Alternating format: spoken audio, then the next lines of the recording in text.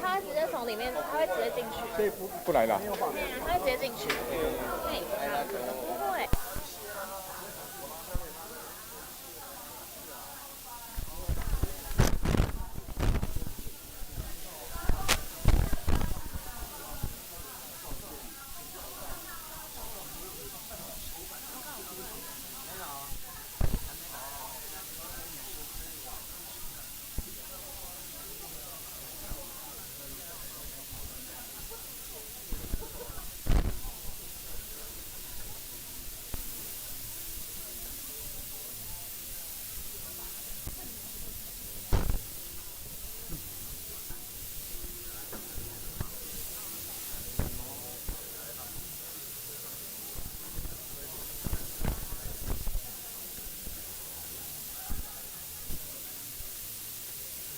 前面就是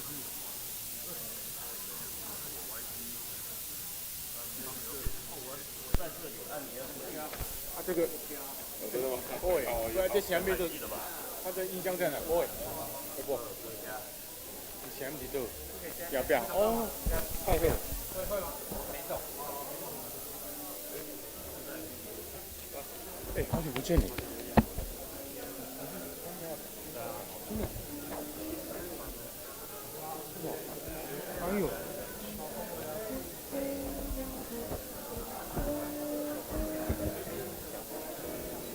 那你先讲。没关系。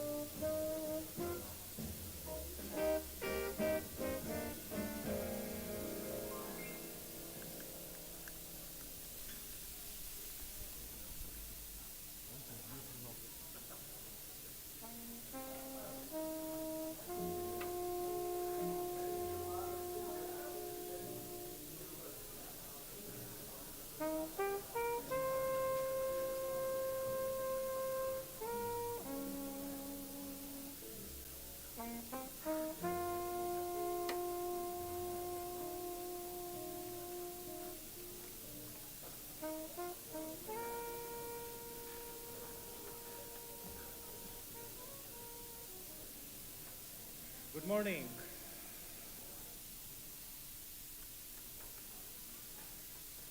Ministers, Minister Lin, Minister Panapa, Excellencies, ladies and gentlemen, dear friends.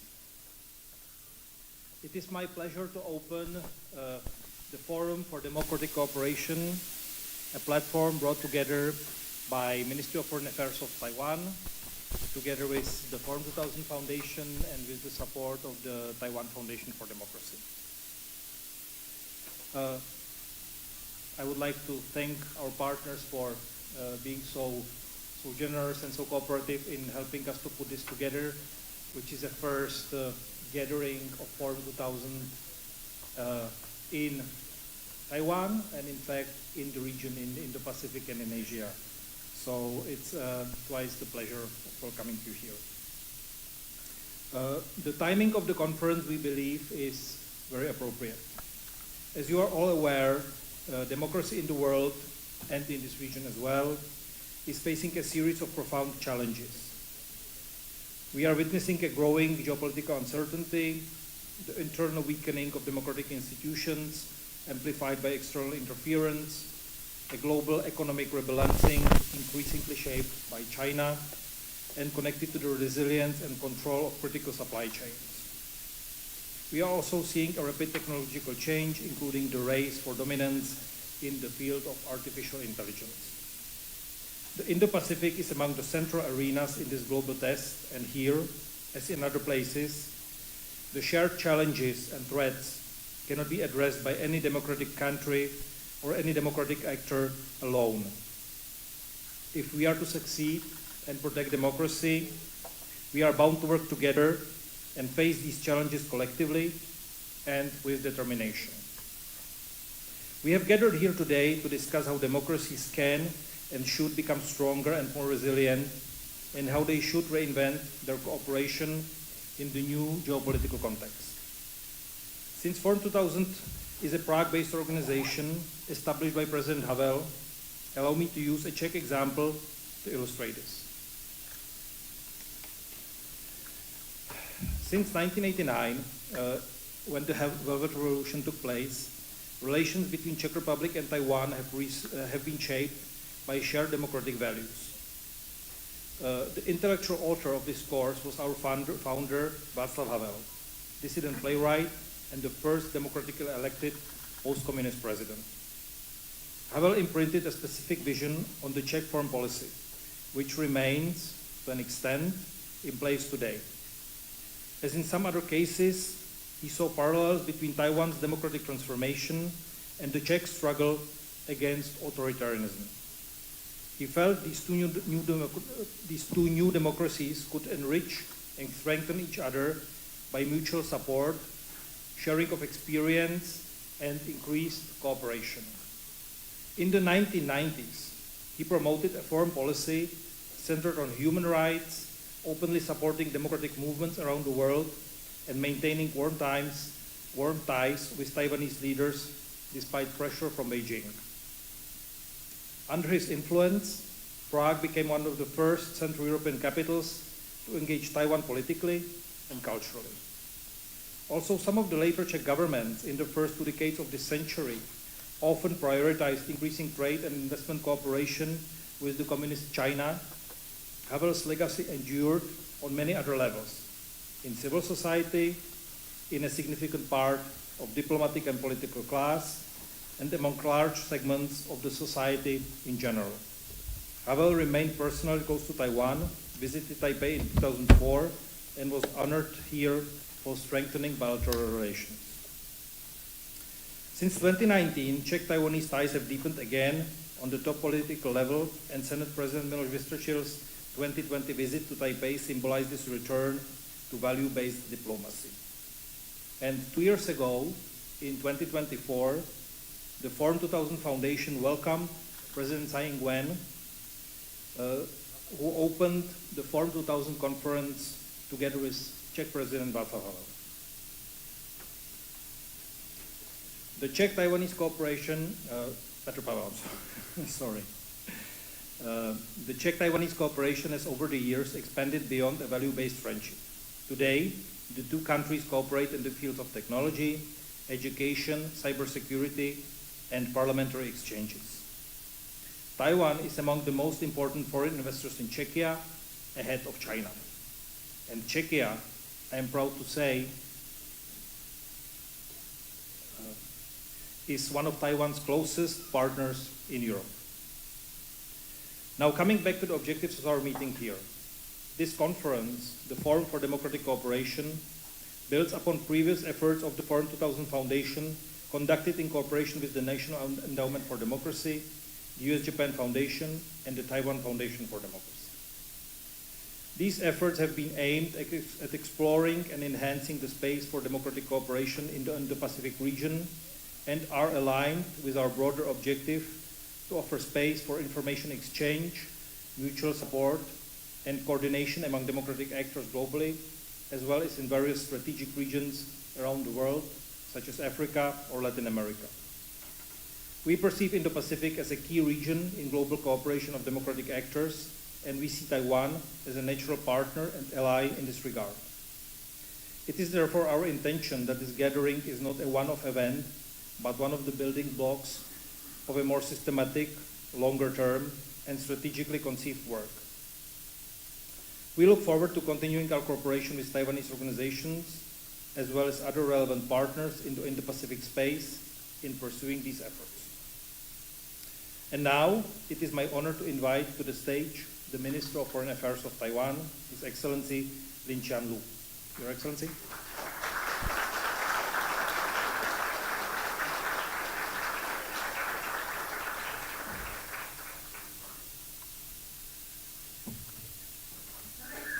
Good morning. The Honorable Paulson Panapa, Minister of Foreign Affairs, Labor and Trade of Tuvalu, Ms. Delia Albert, former Secretary of Foreign Affairs of the Philippines, former Minister of Foreign Affairs of the Czech Republic, and Mr.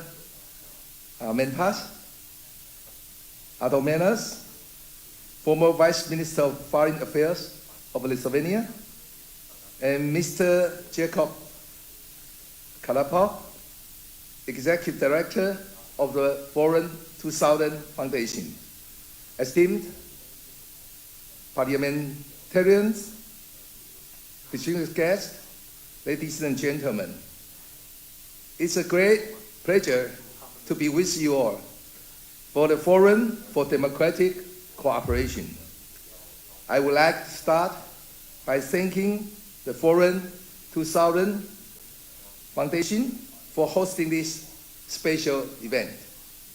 Funded by the legendary Václav Havel, the foundation is a key facilitator helping proponents of democracies and freedom find solidarity. I just returned from Prague for attending another forum on global security. And I delivered a speech on redefining Taiwan-Europe partnership, focusing on Taiwan's strategic role in Europe's reindustrialization and rearmament. So here we focus on how to strengthen our democratic partnership. And we meet today as a critical time marked by geopolitical, economic, and technological challenges facing us all. But I'm confident that this gathering will pave the way to closer, more meaningful collaboration in the years to come. Democratic societies are facing a sophisticated, multi-pronged assault from authoritarian expansionism. And we have seen these authoritarian states' attempts at economic coercion, relentless cyber attacks, calculated disinformation campaigns, and other measures designed to fracture our societies. And we find ourselves also grappling with overlapping crises, from the tragedy of the ongoing war in Ukraine to turmoil in the Middle East to intensifying strategic competition between major powers. Considered today, these challenges, geography alone no longer ensures security. Any assault on freedom in one corner of the world is a threat to democracy everywhere. Like each of your nations, Taiwan is directly affected by today's geopolitical tensions. Taiwan is a vibrant democracy located at the heart of the first island chain in the Indo-Pacific. And we are a crucial front line, proving ground for global democratic resilience. For decades, the people of Taiwan have lived under the shadow of military intimidation, relentless cyber attacks, diplomatic isolation, and cognitive warfare. But as you can see, Taiwan is not a society paralyzed by fear. Rather, it's a nation that has remained firmly open, fiercely democratic, impressively innovative, and extraordinarily resilient. Our story is a testament to democratic values. Democracy in Taiwan is not merely a political system. It's our way of life. It's our hard-earned identity, and it's our sacred trust. We have shown the world that democracy is not a weakness. When a democracy is clad in resilient institutions, heartened by active civic participation and supported by international partners, it demonstrates an unshakable strength. And we have transformed vulnerabilities into catalysts for positive change. We have shown that a free society is ultimately the most adaptable and creative society. Taiwan has had a unique journey. Today, it serves as an indispensable hub connecting democratic partners across the Indo-Pacific, Europe, and North America.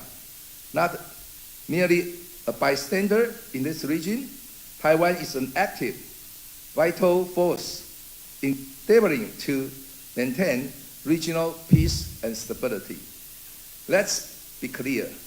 Peace across the Taiwan Strait is a local or regional issue. It's a global imperative. Nearly half of the world's container shipping passes through this narrow waterway. And any conflict or disruption here would be catastrophic for global economy. And it would outstrip in severity the supply chain shocks we have witnessed from disruptions or other maritime choke points. And so, by standing firm against authoritarian pressure, Taiwan is defending the maritime highway that expedites global commerce, and sustains the entire Indo-Pacific. Our regional role is anchored in our economic and technological leadership.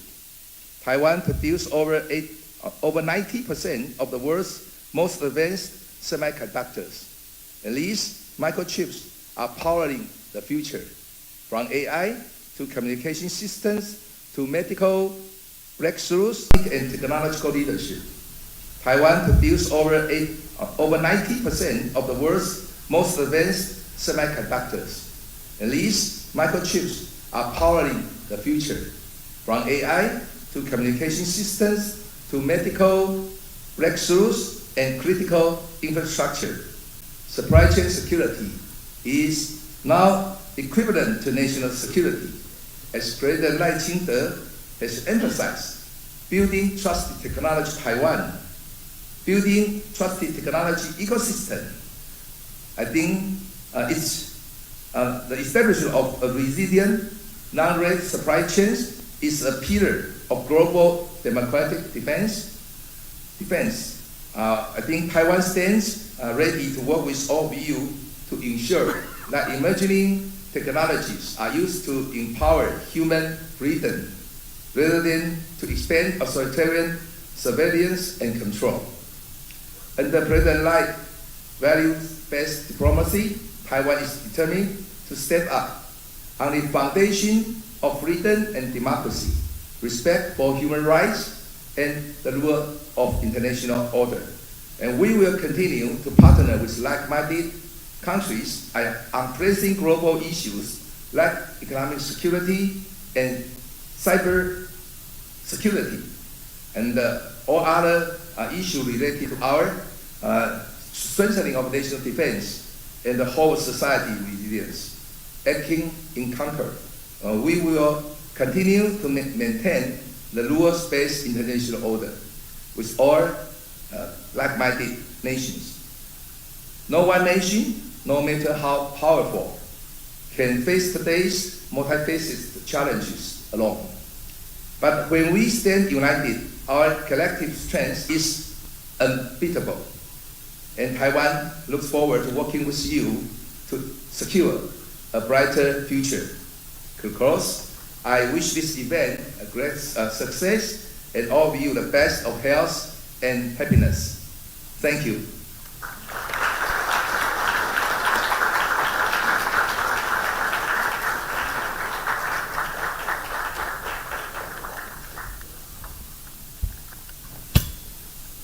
Thank you, Minister, for those powerful remarks.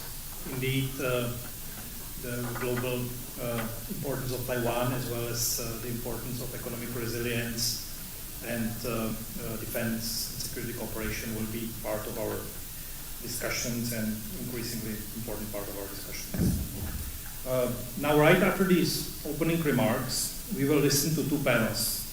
First one is called Making Democracy Stronger, Resilient Public Trust and Leadership in a Tougher World. And the second, Beyond Great Power Politics, What Can Middle and Small Democracies Actually Do? These sessions, which feature an excellent lineup of high-level speakers, will address how democracies cope with the growing challenges that I mentioned earlier, and that Minister mentioned as well, and that most of the democratic world is facing. The speakers will discuss how democracies can become stronger, more resilient, and more effective in responding to a tougher geopolitical context. Also, as the strategic shifts among the major global powers are becoming increasingly pronounced, the second session will discuss how smaller and middle countries should approach this situation. With that, thank you again for being here. Thank you for participating in the FDC. We look forward to a productive discussion, and I would like to invite the moderator of the first panel, Ms. Kathy Chen of Thinking Taiwan, to take the floor.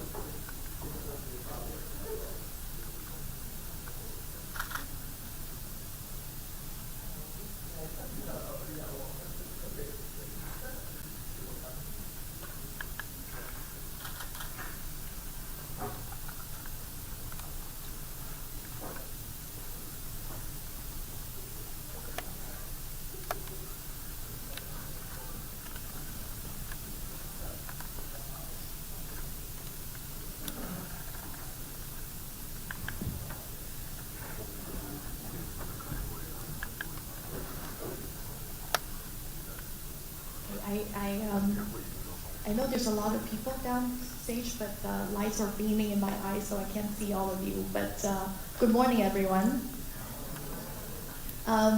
So can I welcome Carl Gershman, Ling Fei Fan, and Mantis Adominus on stage, please.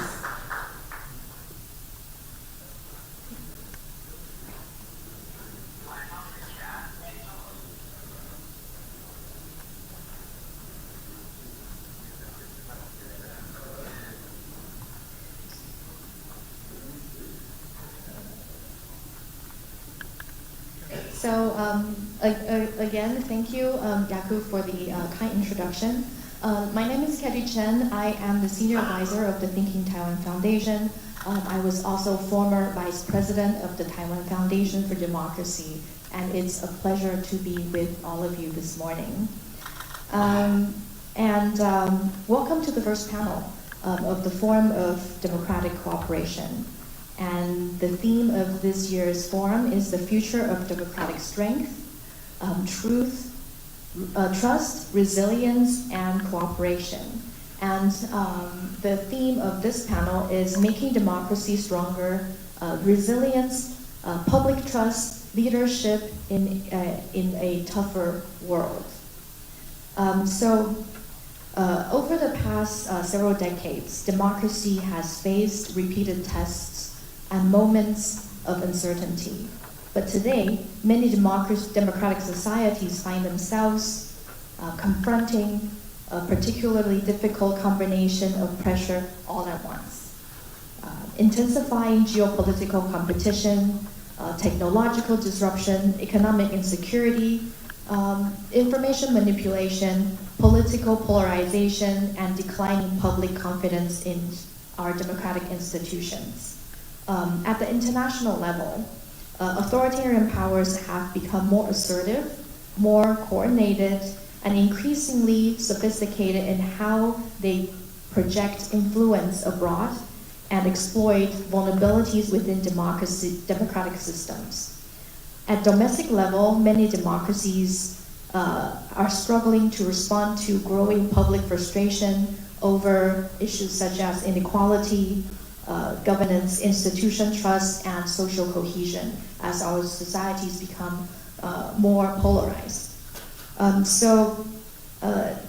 But even with that, with these challenges, I would say that democracy remains remarkably resilient. And around the world, citizens continue to demand accountability, transparency, participation, and dignity.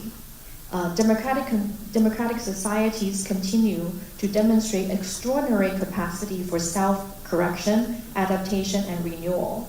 And as we were tackling these challenges, I thought that it is really important for us to come together today and answer some of these very important questions. For example, what makes democracy resilient today in today's world? And how can democratic leaders respond to external pressure, internal polarization without undermining democratic norms themselves? And today, we have three esteemed speakers with us on our panel. First is Carl Gershman, the founding president of the National Endowment for Democracy, whose decades of work with democratic movement and institutions around the world have given him a very unique perspective in global trajectory of democracy. And we're also joined by Mr. Ling Fei Fan, Deputy Secretary General of the National Security Council of Taiwan, whose experience spans civic activism, democratic participation, national security, and Taiwan's frontline experience confronting authoritarian pressure. And finally, we have Mantis Adominus, Secretary General of the Community of Democracy and former Deputy Foreign Minister of Lithuania, who brings deep experience from Europe on democratic resilience, strategic competition, and challenges facing frontline democracies. Please join me to welcome the three esteemed panelists.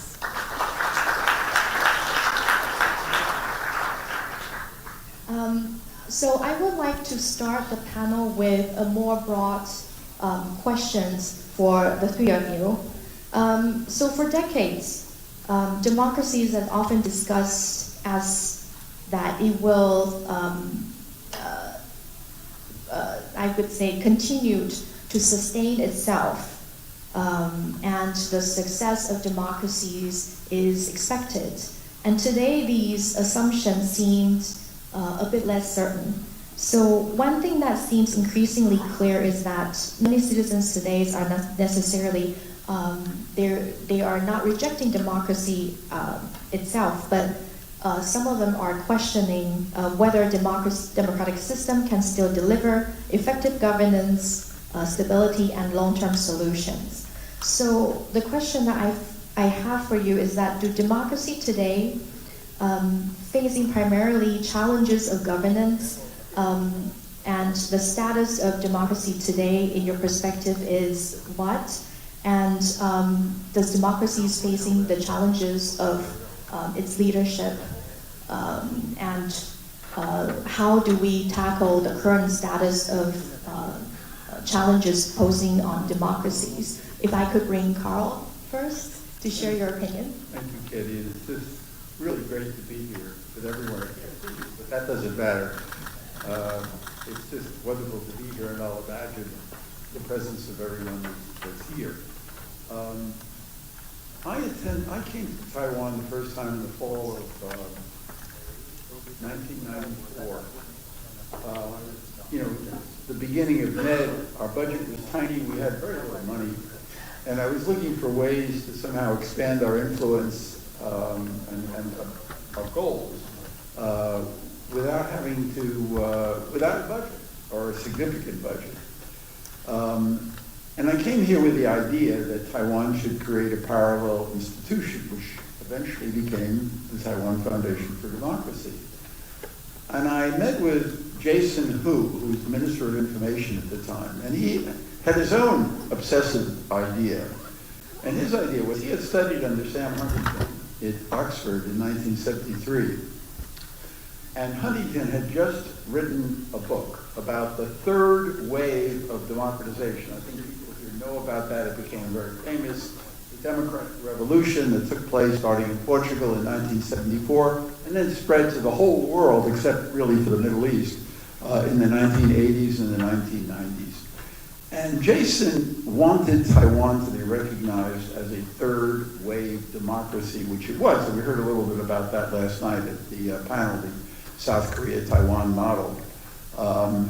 And he wanted to put on a major conference, and he was prepared to put up the resources for it. He called Huntington called Larry Diamond called me, and here I was in Taiwan. And the next thing we did, the summer of 1995, we organized the most important, I think, democracy conference ever pulled together. It brought 60 of the world's leading political scientists, people like Robert Dahl, Sam Huntington, Seymour Martin Lipstick, Larry Diamond, Juan Linz, and so many others, 60 from 25 different countries, to talk about the consolidation of the third wave of democracy. Political leaders came too, like the former Prime Minister from Russia, Igor Gaidar, the Prime Minister from Estonia, Mark Lahr, the Minister of the Presidency, Edgardo Benninger from Chile, and all the Taiwan leaders showed up. Not only Li Dongwei, Chen Shui-bian was the mayor of Taipei at the time, and he was there. James Song was the governor of the Taiwan province, and he was there. Lian Chan was the premier. I mean, everyone came. It was just a big deal.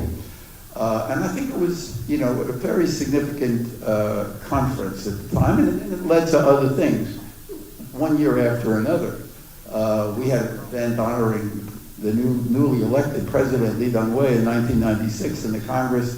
Never did we organize an event that had more senators and congressmen who came. I mean, Taiwan's popularity was extraordinary. And eventually, this resulted in the establishment of the Taiwan Foundation for Democracy in an enduring partnership. But if Taiwan was a third wave democracy back then, today it is what I would call a frontline democracy. It is at the front lines of the contestation in a way, the very significant, and in some ways bitter contestation between authoritarianism and democracy in the world. And it is an extremely vital asset to the democratic world. Taiwan anchors the first island chain starting in Japan, running to the Philippines.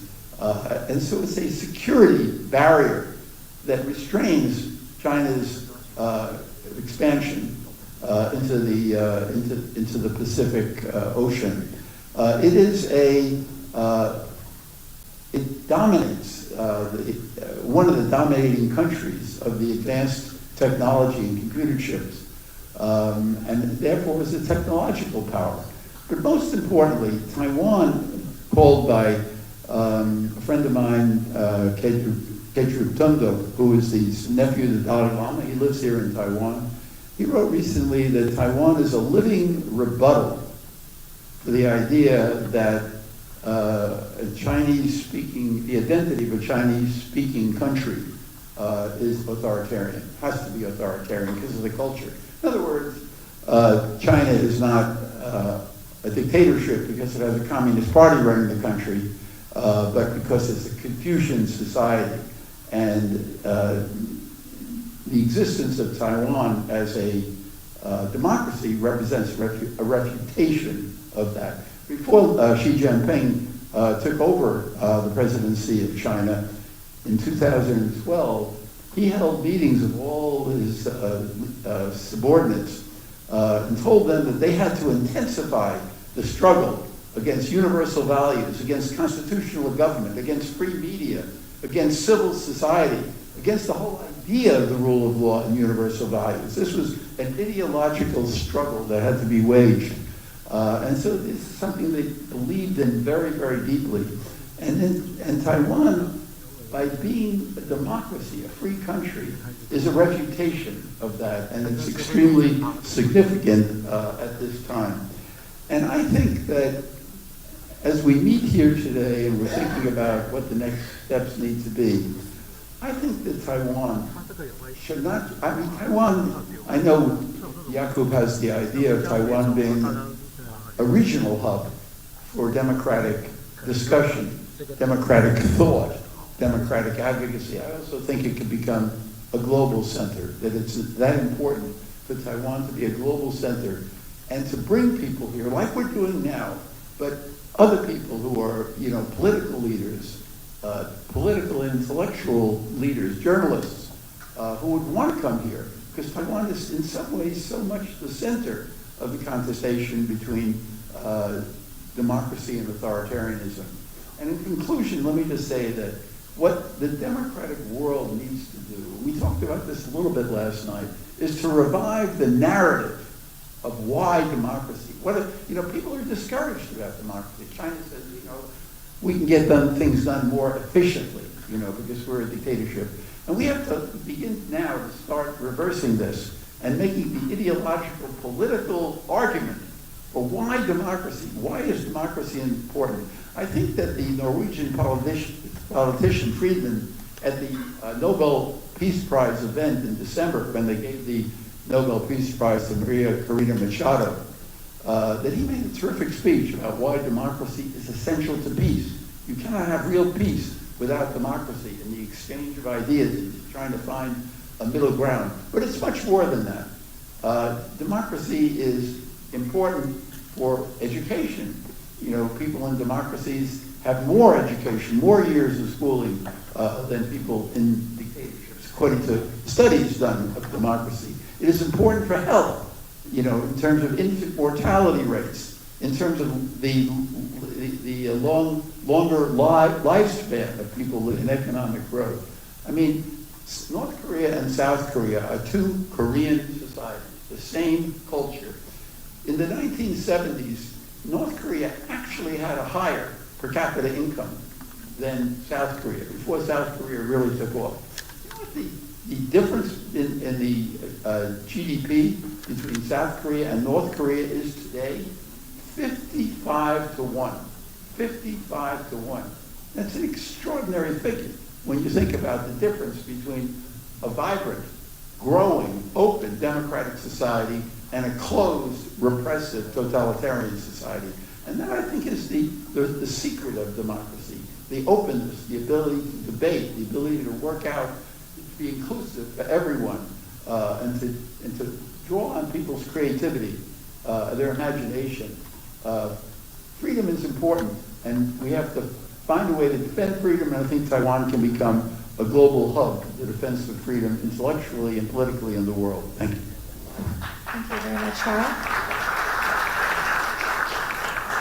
And so I would turn to Fei Fan to share his thoughts on the challenges of global democracy. And of course, as Carl pointed out, Taiwan has often discussed in the context of regional security, military aggression, and deterrence. But Taiwan is also an example of democratic resilience. So what do you think about the challenges of democracy today, and how you think that Taiwan's democratic resilience can be shared with the rest of the audience and the world? Thank you, Katie, and thank you for Forum 2000 to come over to Taiwan and hosting these events.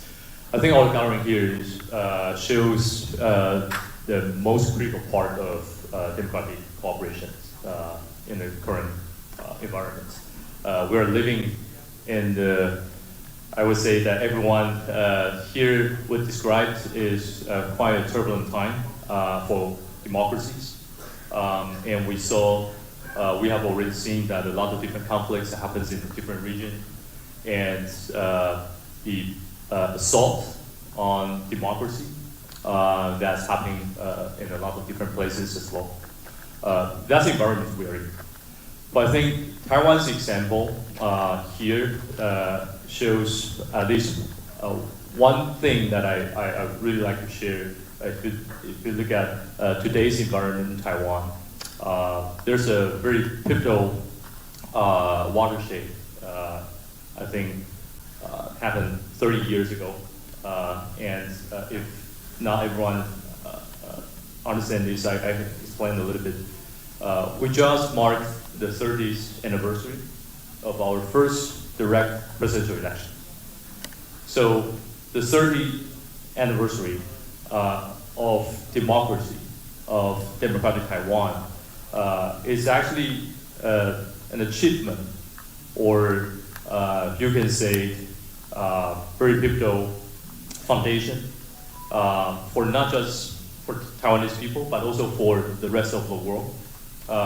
Carl just mentioned about the whole history that, 30 years ago, when people gathering here and discussed about the third wave for democracy, but we shouldn't forget that throughout these 30 years that there are many challenges that we have been facing, right?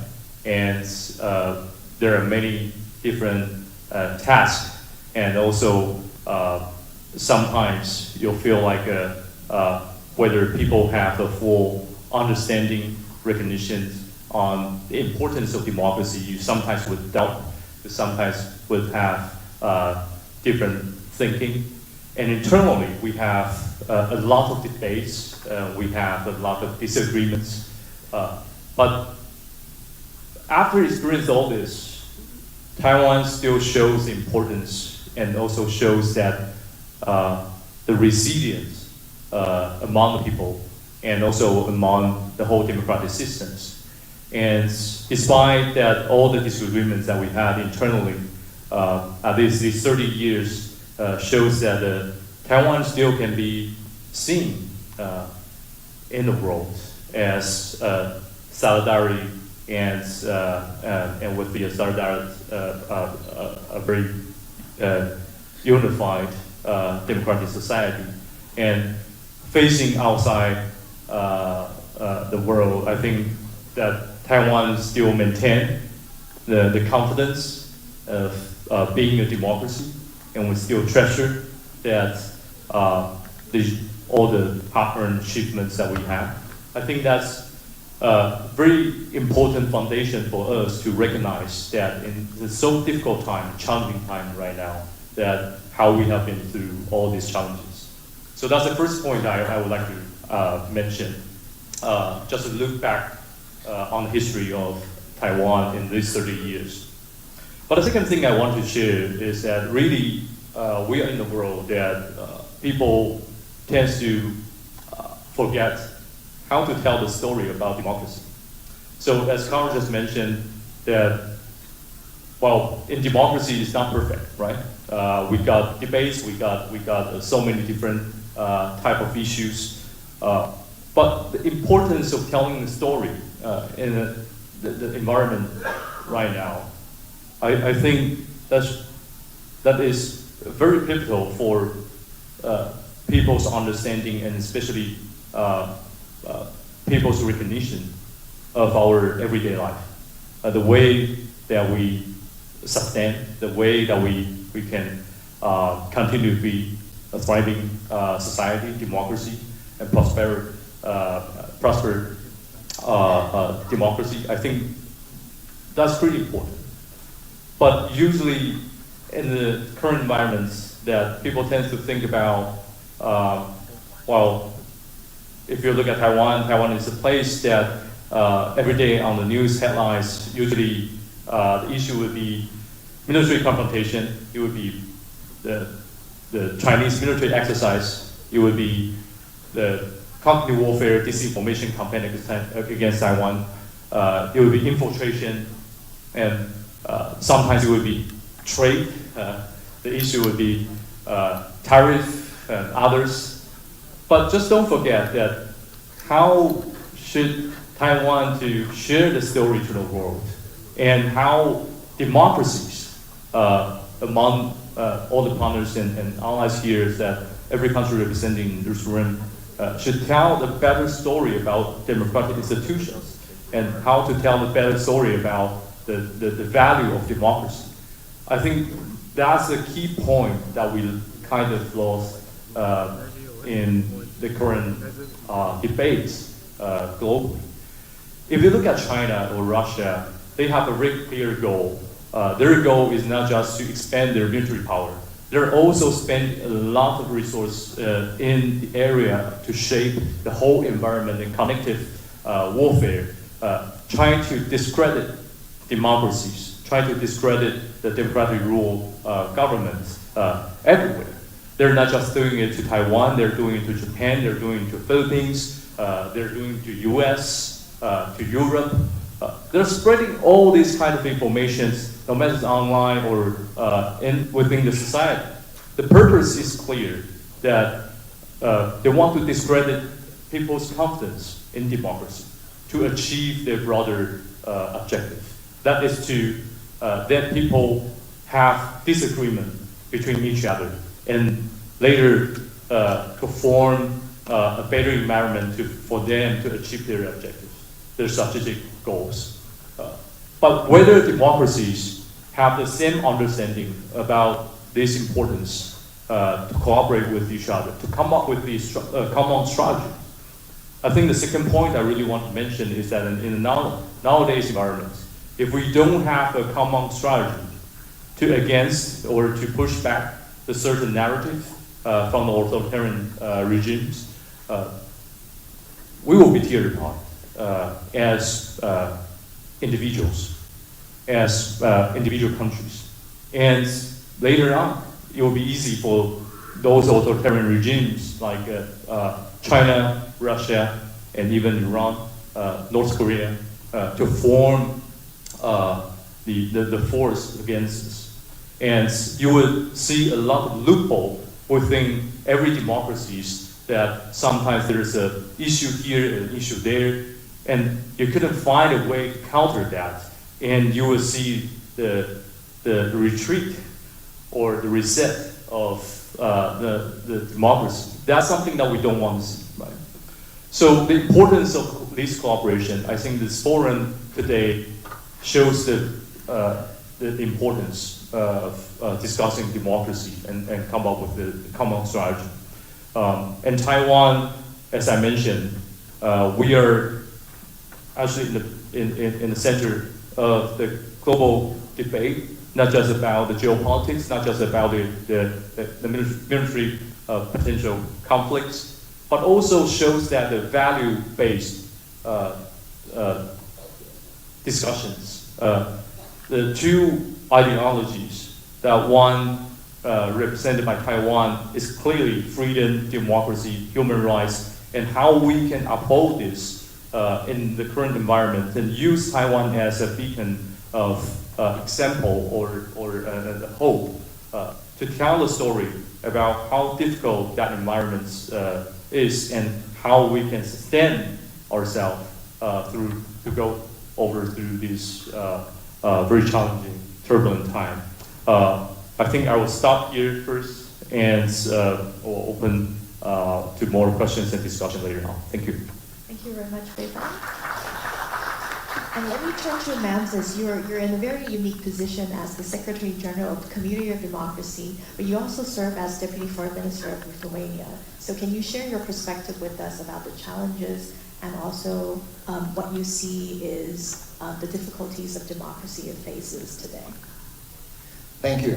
Thank you. And it's great to be here. I feel particularly close to Taiwan, not just because I think it's my 14th time here. But also, there are only two countries that separate Lithuania from Taiwan. Unfortunately, those countries are China and Russia. And that makes us particularly close, despite the size of those countries, because we are facing the same challenges and the same dangers that Lithuania and Taiwan, well, have in common. And I will start where sort of Carl has finished, the third wave of democratization. It now has sort of not only petered out, but it actually sort of, it's been receding, it's been receding for the last 20 years, the achievements of the third wave of democratization. And the fears and perceptions of democracy not delivering, democracy underperforming, they're not new. Democracy has not delivered in the past. And if you look at, it's only the second half of the 20th century that democracies were on the average kind of richer and more prosperous than the alternatives. So it's not always been the case. It's not unique to the current situation.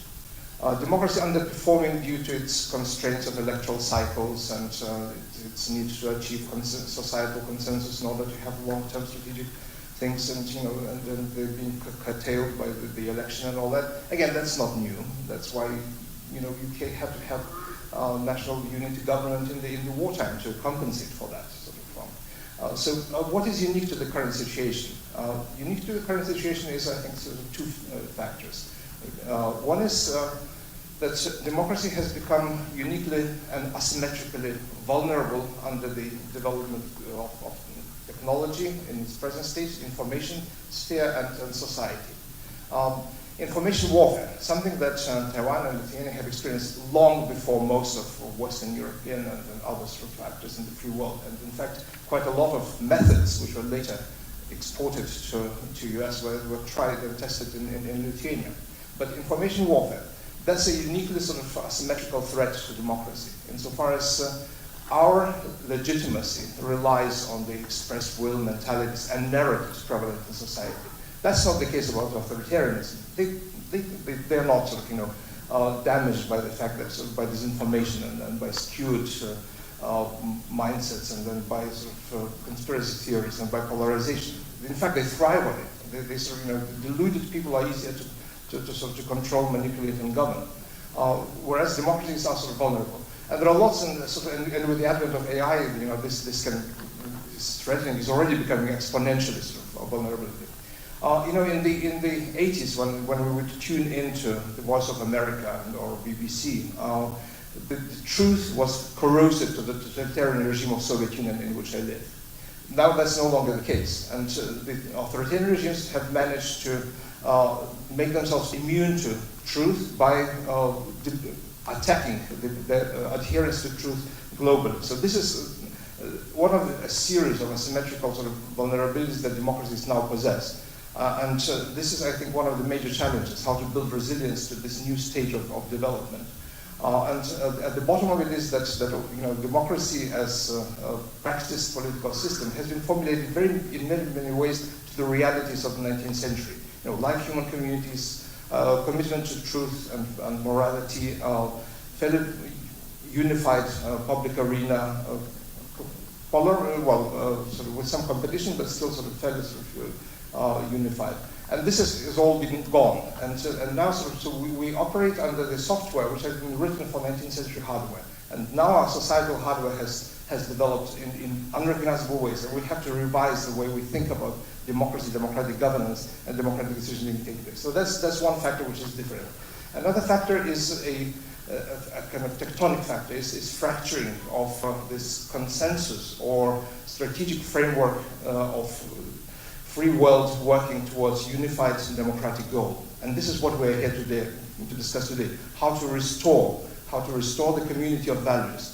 And not to skip the elephant in the room, of course it is, for many years we lived under the strategic guidance of a benevolent hegemon, the superpower of the United States. And now that it's no longer interested in sort of pursuing this promotion of this framework of democratic sort of international order and sort of rules-based order throughout the world, and it makes life of small and middle states very difficult. And how to transform community of values into shared political will. That's the sort of the fundamental question. And the third different factor is, of course, that authoritarian regimes have become aggressive. They were on the back foot through the 90s and through the first decade of this century, and now they realize that they can exploit vulnerabilities and weaknesses of democracy and project their strength. And if we look at the episode, which I think hasn't been discussed sufficiently, the interdiction of the flight of President of Taiwan to Eswatini. This is sort of shows the new stage how sort of what was more or less the global commons is being weaponized by increasingly aggressive China. This is a new stage how sort of authoritarian regimes are flexing their muscles to project their strength and to impose the order that is conformant to their sort of interests and to their sort of aspirations. No longer sort of the rule of international norms is the prevalent paradigm, but a sheer they project strength because they can, and if they take territory because they can. That's what Russia is doing in Ukraine currently. So this is a very threatening situation because now. And as Carl and Stefan rightly pointed out, we have no coherent, unified, proactive narrative of what stage of the world we want to be in. It's not just a matter of renewing democracy's narrative in an apologetic way, why democracy is better, why you would rather live in democracy than non-democracy, but what characterized the third wave of democracy. There was a very clear vision of the democratic, human rights respecting, norms governed world which would be peaceful, secure, and mutually conducive in progress and prosperity. And we've sort of lost that narrative because we stopped arguing when we thought that third wave of democracy brought the end of history. Authoritarian regimes did not cease developing their own counter-narrative, their own alternative vision of the world. And we have to catch up and we have to pick up and create this framework. And now, what can small states do in this instance? Again, an example of Lithuania. I mean, it cannot punch of any considerable weight in terms of military, political, or economic power. But what small states can do is they can shape narrative. They can, especially working together. This is, to quote Havel, this is the weakness, the strength of the weak. They can by testifying to the truth, they can change the perception of the world in which we live. And two examples. One is Lithuania in 1990. This was the first Soviet-occupied nation to break free from the Soviet Union. And we were very strongly advised by a number of democratic leaders, don't do that, don't spoil the game for Gorbachev. He was the cherished figure of the West. And Lithuanians, Pesky Lithuanians, declaring independence in March of 1990, when the world was celebrating other achievements, they were just spoiling the show. And had we not done that, it may well be that the Soviet Union could still exist in a kind of renovated, modernized fashion. But we faced this economic blockades, later sort of attempt of military takeover and bloodshed and all that, in order to testify to the truth that nobody can impose the way of life on us. We are a free nation, and we want to live this. Second episode is, and just to go back to that, and that showed an example to a number of other nations, South Caucasus, Ukraine, other Baltic nations, which followed the suit. And then the Soviet Union was done. And the geopolitical reality in the third wave was thereby sort of nearing its completion in a kind of major tectonic shift. The second episode is from my practice as Deputy Minister of Foreign Affairs. And when Eric Wang, who was Taiwan's representative in Riga, came to discuss the opening of the representative office in Vilnius, we sort of, it was very clear to us that, look, we don't have to go with the China-imposed Taipei representative office. Taiwan has the right to be under its own name, to call what it wants to be called, and not by something that the authoritarian regime should take. And therefore, we sort of said, of course, you can open Taiwanese representative office in Lithuania, because that's our sort of values, that's our principles. And by doing that, we changed paradigm. We changed paradigm. Of course, there was immense economic coercion from China. Actually, it didn't hurt as much as as we feared it would. Lithuania recovered. In 2 years, it was exporting to East Asia, outside China, more. And the export grew by an amount which was greater than our previous exports to China overall. So, even economically, it did not hurt. But politically, it changed the perception that such mammoths like China cannot be resisted. They can. They can be resisted by a country which is the size of one Beijing suburb. And this is, this is a very important testimony. By attesting to this truth, we can show that international order needs to be preserved. And this is what we are doing here now. We're trying to find ways of how to coalesce shared values into joint political will. And this is the biggest question that is facing us all. Because all our countries have their own interests. All have something to lose from confrontation. But unless we do that, we will fall victims one by one. And that's why sort of Taiwan is such an important test case. The free world cannot afford to lose Taiwan. And now is a particularly dangerous time. Now is a particularly fraught time.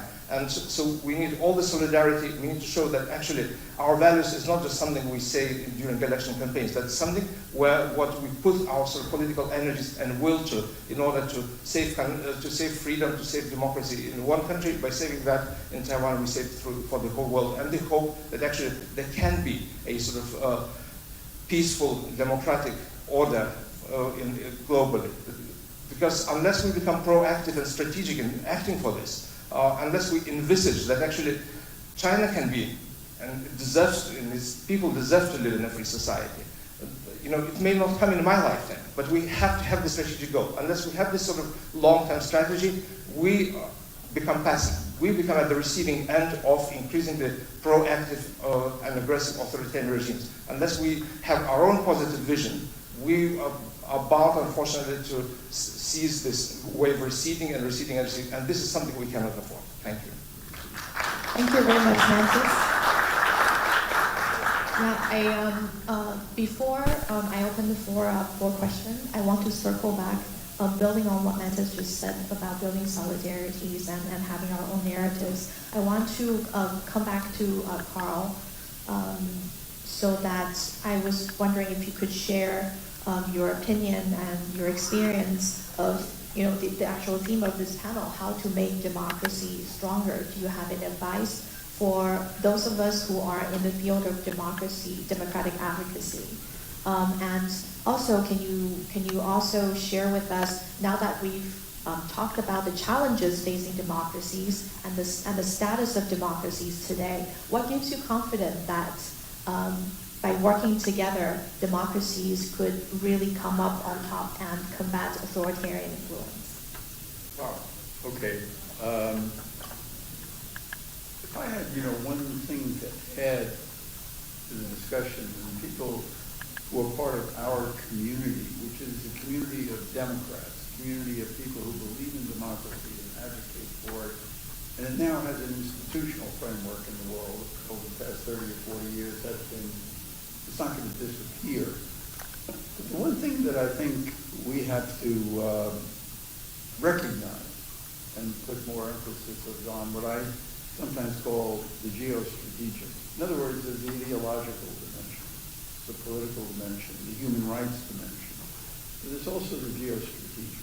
I mean, you know, when the Russians invaded Ukraine in February of 2022, very, very few people thought Ukraine would survive. And this was during the Biden administration, and you know, nobody prevented it, nobody stopped it. It happened. The people who stopped it were Ukraine. And who would have thought that they had the courage, but also the imagination and the development of all this drone technology now. It's a miracle. And it has, you know, in a way, their courage, their leadership, they've had support, of course. They haven't been totally alone, but they have done this. They have done this. And I just think that we have to recognize that in addition to ideological, political advocacy and confidence, you need geostrategic deterrence, and that's essential. And I worry sometimes about Taiwan. Is Taiwan unified enough? You know, democracies, look, our democracy is a divided democracy, and Taiwan is a divided democracy. And you don't want to become unified after the attack. You want to be unified in order to prevent the attack. This is really, really tough. And so I think that, you know, is something that needs to be emphasized. And then, you know, what makes me hopeful? I mean, this was also discussed last night. There were some good statements made about it. I mean, Ronald Reagan in his Westminster address talked about the instinct, the human instinct for freedom. I mean, people have dignity. People want to be free. And it's not just for the West. That's what Taiwan represents. It's not just for the West. Taiwan is a Chinese-speaking democracy with a Confucian culture. It's not just for the West. It's a symbol of the universality of democracy. And there are people all over the world during this bad period, and you're right about the reverse wave. And we have to, you know, it may be that what's happened in Hungary will help us begin to recover and begin to find a new momentum in terms of reversing the retreat of democracy. But during this period, when, you know, look, the United States is no longer playing the role that it used to play, and I'm very troubled about that. But people, you know, the Gen Z generation in Indonesia, in Morocco, in so many different countries, and in other countries like Bangladesh, Sri Lanka, Guatemala. I mean, people are still fighting for freedom and democracy. And that fight is nowhere more intense than, you know, in the countries like Ukraine and Taiwan, which face an existential threat from much larger external enemies. And look what's happened. In other words, and I think that people, you know, are prepared to struggle for the values of freedom because it represents their dignity. Yes, they want economic security, and as I pointed out, democracy is a much better way to get that economic security than totalitarianism, whatever China may say. And China, you know, China has serious, serious economic problems. You know, the premier who was Hu Yaobang, who was ousted in 1987. Why was he ousted as premier of China? He said that unless China opens up and reforms, it's going to have constant trouble, constant protests. His death 2 years later is what precipitated the Tiananmen revolt, in which people didn't only rise up in Tiananmen Square, it was 400 cities across China. You know, we shouldn't assume that China is forever a dictatorship, and that's why it's nervous. I mean, I think China views Taiwan as an existential threat because it's a free country and it represents the idea that you can be Chinese-speaking and be in Asia and also believe in freedom and democracy. That's what it stands for. It's very simple. And I think China feels that that's an existential threat. Xi Jinping is not a secure man. He's very insecure because he knows that these values that he called for the intensification of the struggle against, values like, what are they? Constitutional government, free media, civil society. I mean, these are fundamental aspects of normal societies that people are not going to give up. And I just think that we have to master the ability to fight for these values. And what that involves is not taking freedom and democracy for granted. You know, Václav Havel, one thing I'll never forget about Havel was he always worried that affluent, successful societies would become complacent. And one of the things I admired so greatly about him is that once the Czech Republic, Czechoslovakia, then the Czech Republic had achieved its own freedom, he didn't stop fighting. He would, he reached out to people like Liu Xiaobo, people like Osvaldo Paya in Cuba, Aung San Suu Kyi in Burma. He reached out to them, and he gave them his solidarity. He didn't want the Nobel Prize for himself. He wanted it for the Dalai Lama. He wanted it for Aung San Suu Kyi. And I think that sentiment is something that can inspire us all. Thank you very much, Carl. So I will use the last few minutes before I turn to the audience for Fei Fan to share your thoughts on how democracy could work better. And also a large part of how democracy could work better includes the younger generation. And given your experience in civic activism, perhaps you could also share your perspective on the youth participation in democratic resilience as well. Yeah, thank you, Katie. I think I 100% agree with Carl's points. And I think one thing I would like to add is we really need to come up and I should say we really need to speak up for democracy and to share the story of democracy louder together. At the current environment, as we all recognize that with the all the attacks or assaults on democracy from the authoritarian regime, all these type of different warfare, gray zone, connected warfares, that if we don't come up with a strong story, a strong evidence about how important to have a democracy, a functional democracy, to safeguard people's life and also to treasure that all the way of life that we have, I think that's we will be subject to the attacks again and again by these authoritarian regimes. And later, to some point, people will have doubts, skepticism on your own self. So we need to come up with the story, the same story, and perhaps the stronger voices on democracy. I think that's point number one. The second thing is about, again, Taiwan's experience. Taiwan wants to lead. Taiwan has the ability to lead about the storytelling of democracy. We have this experience throughout the 30 years. I think one example, you can see how difficult position we're in. 30 years ago, when the first presidential elections was held, that during that time, China is firing missiles across the Taiwan Strait. But the first presidential elections, under so huge pressure, especially from the PLA military pressures, that we got over 75% of the turnout, that people willing to show up and to cast a ballot, to show the solidarity of Taiwanese people, and to determine our own future. That's 30 years ago. When Carol was mentioning about Ukraine, I was thinking about 2014, the movement I participated in. Katie was there as well in the whole movement.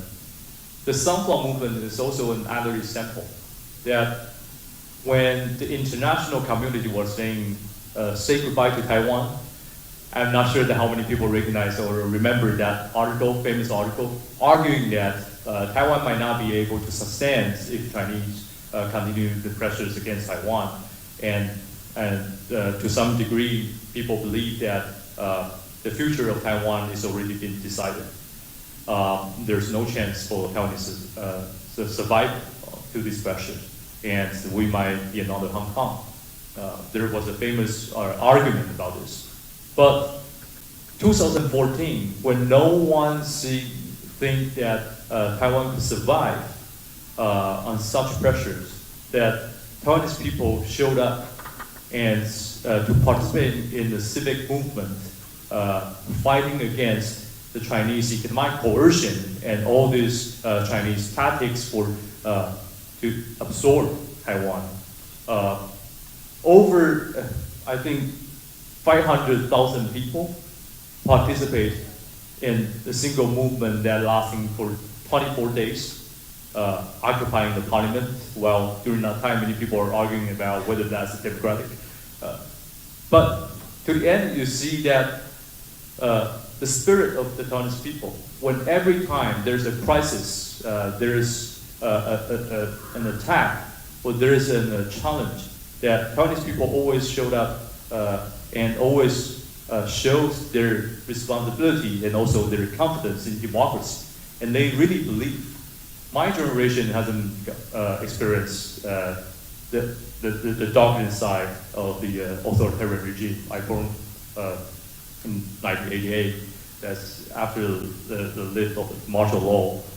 So we didn't have that memory, physical memory. But after all this, I think the younger generation of Taiwanese people, I'm not that young as you can tell, but our the so-called Gen Z or the even younger generation in Taiwan, if you look at that throughout these couple of years experience, you still feel the same energy that people want to participate in every democratic process. So that story shouldn't be neglected, and this story should be told in a better way to help the society and global community to recognize that Taiwan is actually in the leading position of democracy. And if you look at a lot of democracy here, that young people usually don't turn out to vote. But in Taiwan, when we have elections, usually young people come up and vote, and the turnout will be 70% or 65%. Compared to a lot of democracies, that's unimaginable. But that story, under the attack by Chinese authoritarian connected warfare, is usually being neglected. It's usually not being seen. So we need to collect all these stories and tell the international audience, and especially our younger generation, about a better story about democracy. And we should share that again and again, and to consistently to tell and shape the narrative and to push back the certain connected warfare that was by the Chinese side. They don't want us to believe in democracy, but we need to let people believe in ourselves. And we have already shown an example. And I should say that Taiwan is a country that we are willing to lead the international democratic alliance. And we have the abilities. Just give us the same chance, the equal chance that we can get onto the international stage. Then we will have a very good story to share with everyone. I'll stop here. Thank you. Thank you, Bertrand. For Mantis, very quickly, sharing your last thoughts before I probably have only time for maybe one question from the audience before we have to end this panel. In order not to reiterate what has already been said, very important points, I just want to address one issue. Yes, democracy has to overhaul its governance. We have to apply a simple test, a war test. Would the current procedure of decision-making, of implementation of decisions be valid, be effective if we were at war? we had to have several years before this, this political decision is taken to rearm and actually arms arrive. No, well, clearly not. And the thing is, we are at war. And unless we start thinking that, the vacation from history, the peace dividend is over, then we will not feel the urgency that we have to cut the red tape. We have to speed up the process because we live in an extremely sort of speedy world. And well, how to do that? And so here again, I would like to point at Ukraine, not the fundamentals, this nation resisting, but actually just because the Ukrainian government was so weak even before the war, so people have developed horizontal networks of taking the action collectively and only involving minimally the bureaucratic structures. And this helped Ukraine to mobilize its civic resources and to create parallel structures which can function under constant attack. And so, if you look at, for example, how Ukrainian military industry research and testing in the battlefield is kind of horizontally organized, it doesn't have to go up, wait for several institutions' approval and go back in several years. It's a cycle which turns around in weeks rather than years, let alone months. So, this is an example that, for example, we should learn from this, how to actually rethink, restructure our democratic institutions and decision-making channels so that they are capable of functioning under intense, massive, decentralized, multicentric attack. And because we are in a hybrid way under such attack, and unless we do that, unless we build that resilience, already inbuilt resilience, and create a system which is capable of functioning under war conditions, then we will have, unfortunately, attack on us in one way or the other. So, bis pacem para bellum. If you want peace, you have to prepare for war, and this is what democracies have to do, to realize that we are no longer at peace. And this, I think, should instill urgency, both in our coalition making, in gatherings as these. We have to create preconditions for shared political will. Thank you. Thank you very much.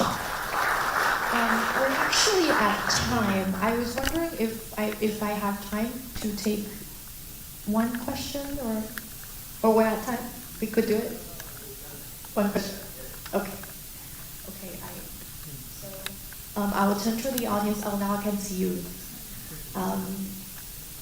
Does anyone have questions for our panelists? Here, gentleman there. And please tell us your name and your organization, please. My name is Mahmoud Galal, Ambassador for the Republic of Somaliland. Thank you very much for your presentation and comments. Just a point card expressed subtly, just like to follow up on that. And what it is what do we do to face the challenges? Because democracy is a set of principles. When a major democracy undermines those principles and the rules-based international order, how do emerging democracies and, I suppose, smaller democracies address this to prevent authoritarian regimes becoming emboldened? So that's my question. Thank you very much, Ambassador. Paul, or any other comments? First of all, I want to greet you. My best friend in college was from Somaliland, Ibrahim Samatar. You may know the name. He died about 15 years ago.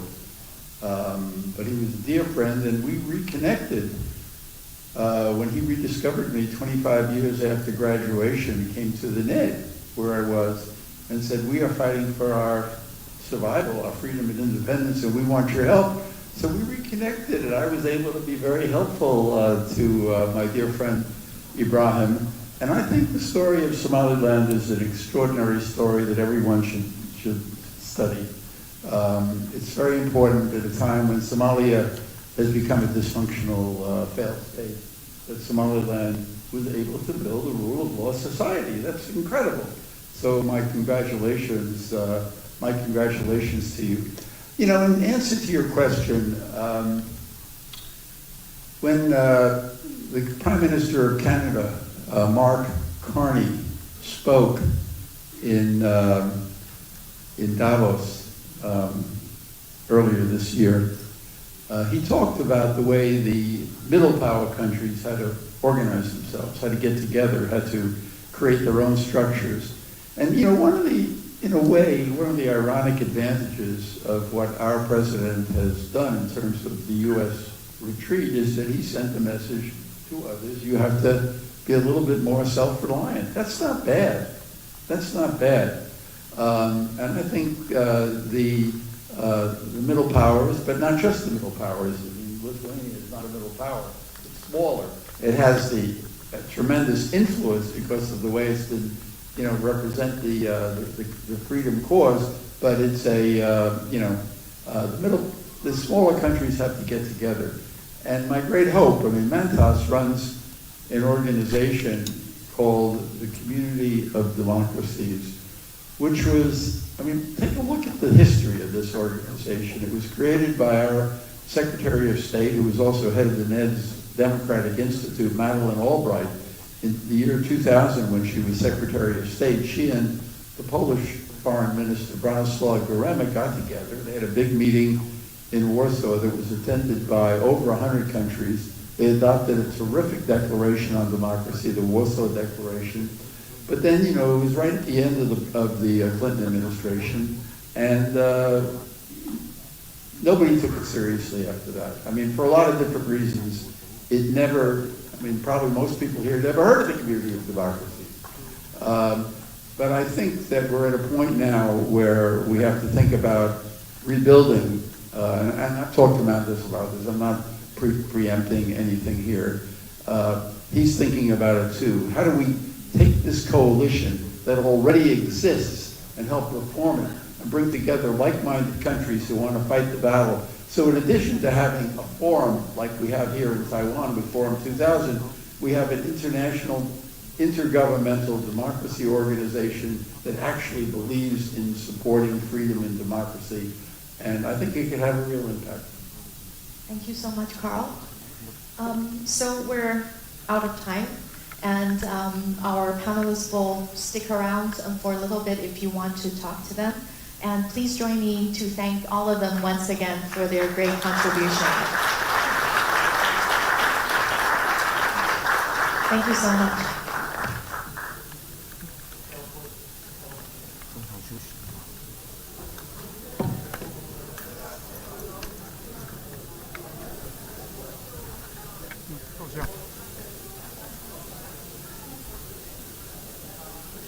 Sorry.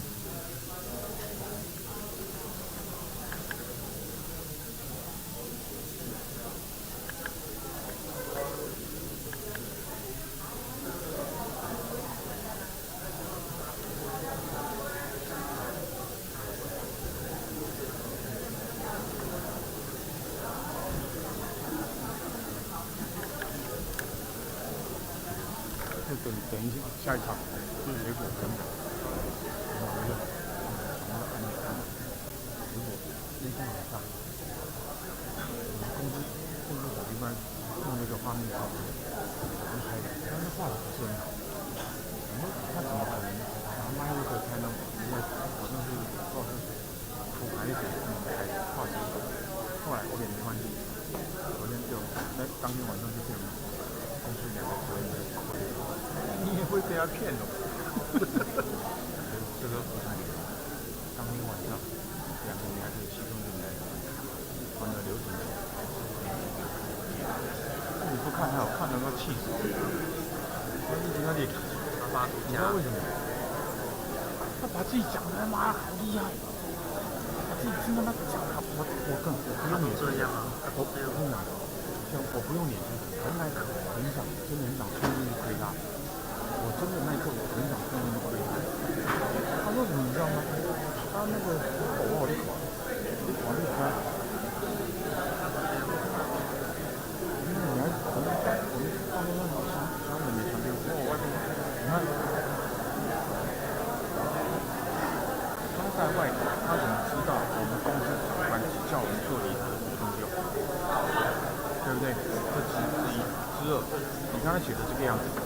感觉他妈全中华民国的电视台，反正就只有他一个人在做菜，其他他妈都死掉了。最后你再看，负责赶快我的有回应就谢给各家，保证大家都互相帮忙一下。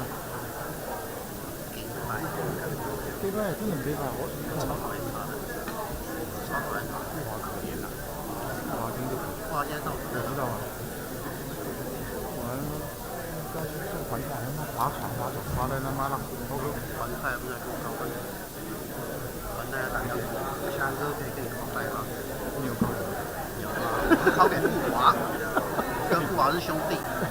哎呀，你看，就是这种人啊。对啊。永远踩在别人他妈头顶上。妈的，我还在体感的时候才笑。妈的，我突然就看妈的，就是妈的，你赶快头上装我认识的。他应该去问那个陈你哪边来的？我新加坡。我就是那个鼻屎。有没有？陈长山以前就说新加坡就是个鼻屎大区。我就。坐后面，我现在，你们衣服怎么样？就穿的很类似。昨天穿的颜色相近。没有感觉不错，气色变好。没有人家累，真的没有。他打的。看这种永远都是他妈的几条狗，就是这种。讲的好像很威风，奇怪，他的脸书里到底都是谁在帮他测评这个？哪个对攻？你会觉得他就是超讨厌他。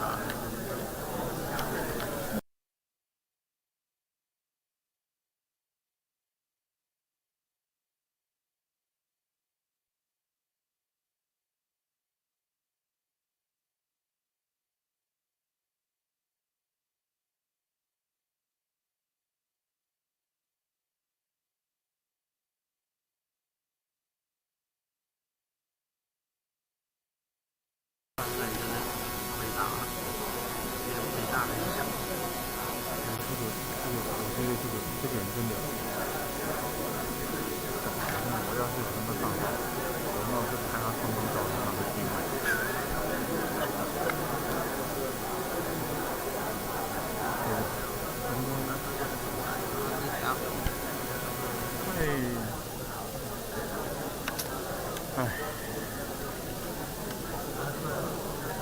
去什么？会聊到现在，一定是被记录的。我不是，我也不知道我回去要干嘛。与其在外面晒太阳，我在这边吹冷气，我也觉得还蛮舒服。我也是。待会下一场开始就走了。徐师姐没讲完啊？谁？徐师姐，等一下那个徐师姐，中间那一位。他是什么状况？至少他是我们黄皮肤的人，他是我们的人。如果他讲3语，他妈的，也听不清楚啊。我走就最近，林佳龙那个英文讲的比那李飞凡还难。林佳龙说小平话怎么没说？而且林佳龙刻意他妈的开始开来，就是不让人问。林佳龙是我国中同学啊，真的。隔壁。你在台中？没有，他在台北，他念南方国中。是哦，因为他不是台中人吗？因为他念南方国中。是哦。然后我问同学还有海军同学。Welcome to the second panel. My name is Li Jingliu. I'm a news anchor and a senior defense and foreign affairs correspondent with PBS News in Taiwan. So I have to give special thanks to Foreign 2000 and also the Foreign for Democracy and Cooperation for hosting this panel because, as you can see, we have very distinguished guests at State University. And I'll first give a brief introduction about today's panel and also, of course, our guests on stage. So today's topic is actually on beyond great power politics. What can middle and small democracies actually do? So I see that this is a continuation of the first panel. When in the first panel we talk about the challenges we are facing right now, and on this panel I want to talk about like what are some concrete actions that we can actually do to ensure that democracies, be it middle or small, can actually cooperate together to make this better. So I think this forum comes at a very timely time, because we actually see that US President Donald Trump actually used the term G2 quite often within the past year. So he first used the term last year when he posted on Truth Social, when he talked about like how G2 will convene shortly. And we're actually seeing that there are more increasing discussion about what kind of a G2 world, the idea that global outcomes are ultimately decided by Washington and Beijing. So if that's true, what does that leave middle and smaller democracies? Are they participants in shaping the international order, or simply adapting to decisions made by larger powers? So with that, I want to introduce my guests on stage first. So first, we are actually very honored to have Thomas Kuczek, who served as the Foreign Minister of Czech Republic from 2018 to 2021. During a period of intensifying geopolitical competition in Europe and beyond, he became known for advocating a principled and values-driven foreign policy while strengthening Czech engagement with Europe, NATO, and the Pacific. So please join me in welcoming Mr. Kuczek. So next we have our second speaker, Ms. Delia Albert, former Secretary of Foreign Affairs of the Philippines and the first woman to hold that post. With a distinguished diplomatic career spanning for decades, she has been long involved in ASEAN diplomacy, regional cooperation, and the Philippines' engagement with an increasingly complex strategic environment. So please join me in welcoming Secretary Albert. And our next speaker is Vice Minister Xu Sijian of Taiwan's Ministry of National Defense, also a long-time friend of mine. So he has a very distinguished profile, especially that we have been seeing many foreign ministers on stage. And he used to be Deputy Foreign Minister of Taiwan. So he has a background in both academia and policy making, and he has focused extensively on Indo-Pacific security, democratic resilience, and Taiwan's role amid growing geopolitical competition in the region. Let's welcome Vice Minister Xu. And last but not least, our gentleman next to me is our Honorable Paulson Panapa, Minister of Foreign Affairs, Labour and Trade of Tuvalu. As representative of one of the Pacific's small but increasingly strategically significant democracy, he brings an important perspective on how smaller states navigate both climate challenges and intensifying geopolitical competition. So let's welcome Mr. Panapa. Okay, I'll begin the floor with a question. Is that if small and middle democracies matter so much, what exactly can we do to, other than just issuing statements? So to all of you on the floor, do middle and small democracies genuinely have strategic agency today, or are they ultimately constrained by major power competition? So Mr. Panapa, please.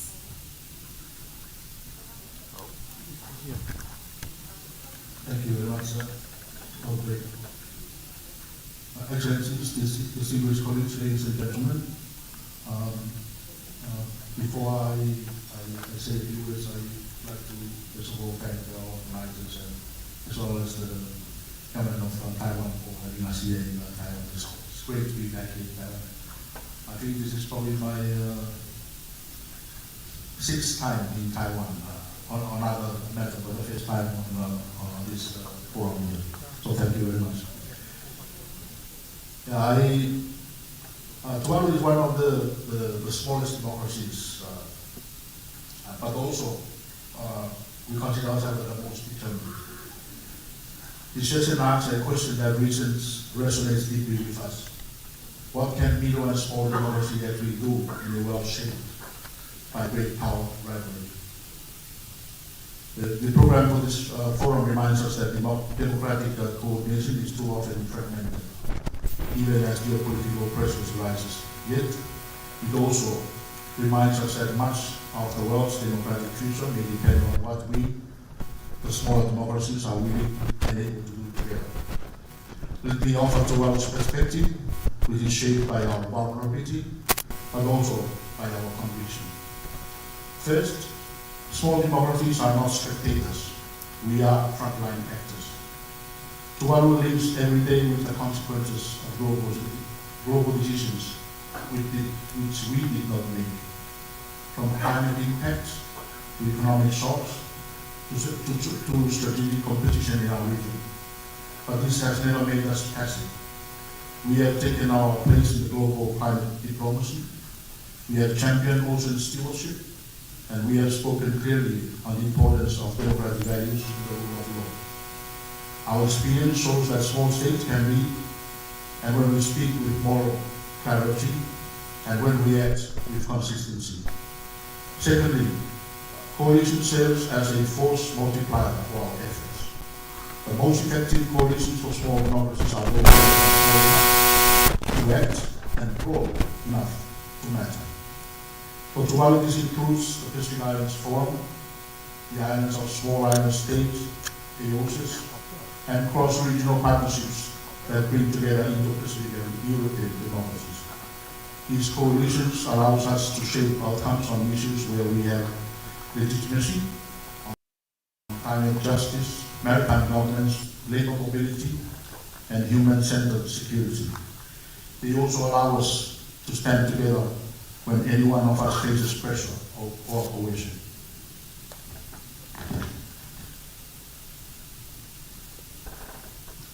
Thirdly, we must turn alignment into action. The session description highlights a central challenge. The democratic coordination remains fragmented. Tuvalu sees this clearly. Too often, democracies agree in principle, but act alone in practice. We can change this by sharing early warning information on coercive behavior, pooling capacity in areas like cyber resilience and election integrity, and coordinating diplomatic messaging when democratic norms are challenged. When small democracies act together, we reduce the cost of standing alone. Fourth, our vulnerabilities can be sources of leadership. Tuvalu is vulnerable to climate change, to economic dependence, to external shocks. But vulnerability has given us a unique voice. It has taught us urgency. It has taught us resilience. And it has taught us that democracy must deliver dignity, security, and trust for its people. Our lived experience is not a weakness. It is a contribution to global democratic cooperation. Finally, I believe we must leave Taipei with a commitment to do more together. This forum is not just another meeting. It is an opportunity to build the trust and practical cooperation that smaller democracies need. Tuvalu stands ready to work with partners in the Indo-Pacific, in Europe and beyond, to strengthen democratic resilience, protect open societies, and ensure that no democracy, large or small, faces pressure alone. Great power politics may shape the environment, but it does not define our agency. Small democracies are not passengers. We are navigators, and we are guardians of the principles that matters to all the individuals that value freedom. I thank you. Thank you, Foreign Minister. And next I will have to trouble Vice Minister Xu. Thank you, Ting. The moderator just gave very kind words to introduce my backgrounds. I would like to add a few more. Most importantly, my connection with Forum 2000 started with in 2016 to 2018 when I was the president of Taiwan Foundation for Democracy, and it was also at that time Carl. I get to know Carl and build very good connection between NED and TFD. I'm still very proud of that past. But today, I'm given another task talking about how the small and medium democracies should work together based on the experiences of Taiwan as a medium power, medium democracy, coping with the international as well as domestic challenges. I will focus on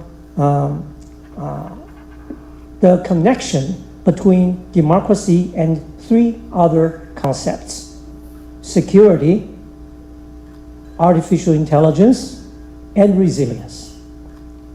My main argument is these three concepts as the goals of small and medium democracies should be pursued in line with consolidation and strengthening of democracy.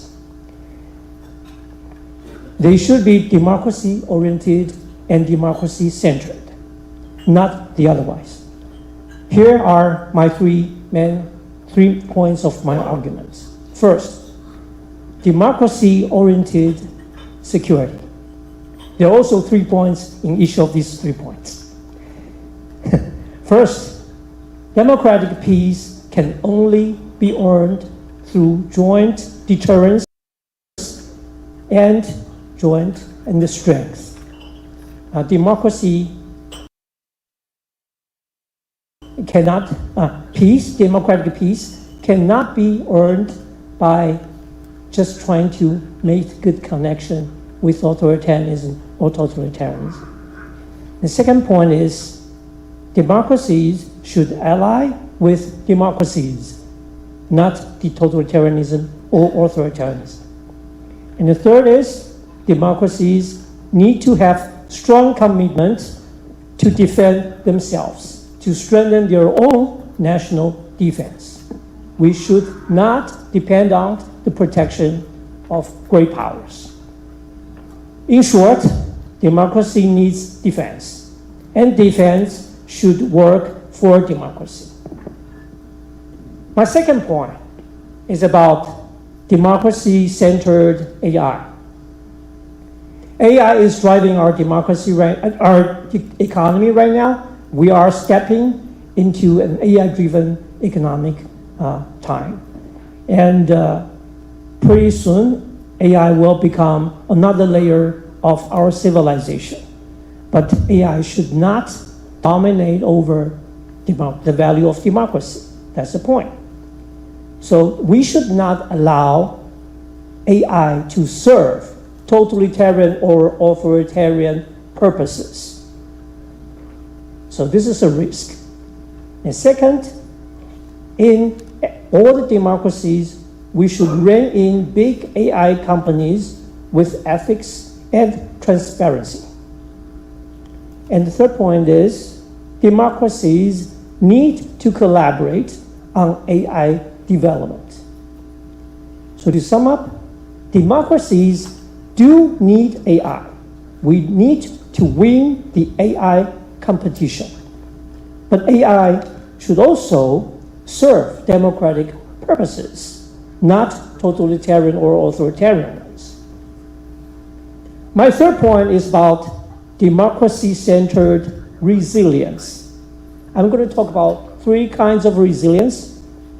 First is the economic resilience or supply chain resilience. Democracies need to collaborate with each other to build supply chain resilience. As we understand right now, China dominates many important components as well as raw materials in the world. During the COVID, we understand there are bottlenecks in the global supply chain. And that's where we learned the lessons. The second point is civil defense or civil resilience programs for disaster relief help consolidate social trust and the democracy. So strengthening the programs of civil defense or civil resilience is important for democracy. That's for social resilience. And third, media literacy and fact-checking civil society organizations are critical to contribute to countering disinformation and help build political trust and political resilience. So the third point is, in the age of rampant disinformation, we should strengthen political resilience with the contribution of civil society. So in total, these 3 points, the security, AI, and resilience all need to be democracy-centered, other than other ways. So this is the 3 points I recommend small and medium democracies to focus on taking concrete actions to collaborate. Thank you. Thank you, Vice Minister Xu. And let's have Ms. Albert next. Ms. Albert.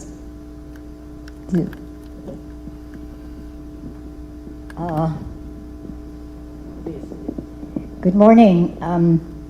Like everybody else, I have to tell how many times I've been to your country. Thank you. You're very welcome here. I just told the minister I've been here 4 times.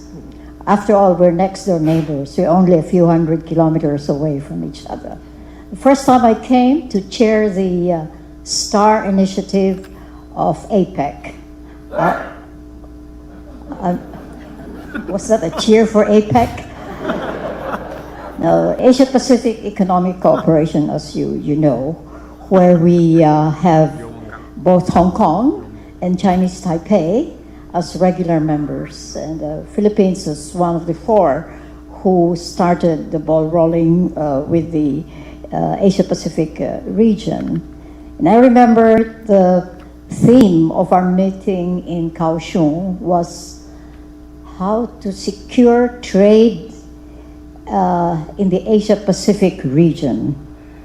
I look at the recent Shanghai meeting of APEC. It was the same discussion all over again. So I wondered to myself, what happened between 2003 and the present? Anyway, I think that this collaboration in the region is a very important way for small and medium democracies to be able to continue relationships. But perhaps it's important for me to cite a few dates in our story. I like Dr. Lin's stories. I remember Steve Jobs saying that to deliver a message, one must have a story. So I thought this morning as I was listening to the panel that as early as 1972, the Philippines decided to open up its foreign policy. I've been in the diplomatic service for 45 years before I retired. And I think it was a crucial decision for our country to open up. And we have been guided by the same mantra that we stated in 1972 when we decided to open relationship with countries behind the Iron Curtain then. And the Foreign Minister Romulo said to explain to our public why we are opening relations with the countries of Eastern Europe, and it has maintained our line of foreign policy. We are friend to all, enemy to none. And up to today, I hear it being mentioned all over again that Philippine foreign policy is guided by the mantra that we are friends to all, enemy to none. And I think it was repeated yesterday by our president who is visiting Tokyo when he talked about the Philippine relationship with the countries that are neighboring in terms of geographic relationship in the region as we face major challenges. The second date, that was 1972. In 1986, the Philippines had its people power revolution. Some people don't call it a revolution because it wasn't a major change. But I did put in a title, I qualified it as a gentle revolution when people themselves decided to take on a very authoritative President Havel. And when we welcomed him to the Philippines, and I was very straightforward, I asked, why are you in the Philippines? And it's always good to be quite frank. As a woman, you can do it. I don't think the men can say that. And so he said, oh, young lady, I was young then, and he said, I have come to your country to pay my respects to a people who made people power a choice for regime change. And I've always remembered those words because it was how we were not quite appreciated for it for some time in the region, but after a while, people power revolution in the Philippines was accepted, that the people have a stake in changing whatever authoritarian leadership there would be. And the third date I'd like to mention in terms of our experience, of course, is 1967. 1967 was a crucial year for our region when we decided to get together with neighbors and set up the ASEAN, or the Association of Southeast Asian Nations. And my diplomatic life has been focused on making sure that our commitment to our neighbors and to ourselves is a continuous process, and that it ensures the kind of life we aspire for ourselves in the region. However, it is very interesting for anyone to look at ASEAN, how a merry mix of governments we have. We have democracies, we have a big country like Indonesia, we have a small country like Laos, we have authoritarian government in some of the countries. We have a constitutional monarchy. We have parliamentary democracy. We have a presidential system. Yet, we feel we are one. We feel that we have a common stake in the future of our people. It takes a lot of determination to keep us together in spite of the differences. I suppose this is where we commit ourselves to saying, look, we're friends to all, enemy to none. We maintain that until, of course, some challenges come our way. And for many, many years, I was very proud to say that ASEAN, which is now 11 countries in the region, never had any problem with each other until Cambodia and Thailand broke out a few years ago. However, it does not change the situation in our region, that we try to be helpful to each other and to maintain that kind of peace that we always wanted from the beginning when we organized ourselves in 1967. This year, the Philippines is chair of ASEAN. It's the 59th year of ASEAN, and we have chosen as our theme, navigating our future together. Note that we always try to put in who we are, that we work together in spite of differences that we have in terms of the authoritarian or non-authoritarian governments that we have. And I think this is the strength of ASEAN, that we are able to keep that unity in terms of, as the Indonesian says, there is unity in diversity. And we hope that this keeps for the next 100 years. We are looking at the 100th year anniversary of ASEAN. And I was talking to someone last night, talking about our future in the United Nations. And I remember when I chaired the Security Council in 2004, how some of our neighbors were saying, what are you going to talk about? How are you going to lead the Security Council? And I said, one of our major contributions is the respect for our civil society, which has been mentioned in many of the speeches before us. And my chosen agenda was the role of civil society in post-conflict peace building. And it's for this reason that I've visited some of the civil society groups in Taiwan, and the Sushi Foundation, for example, which is doing a great job. And in spite of all the differences in our region, we maintain that kind of relationship with our neighbors. Thank you.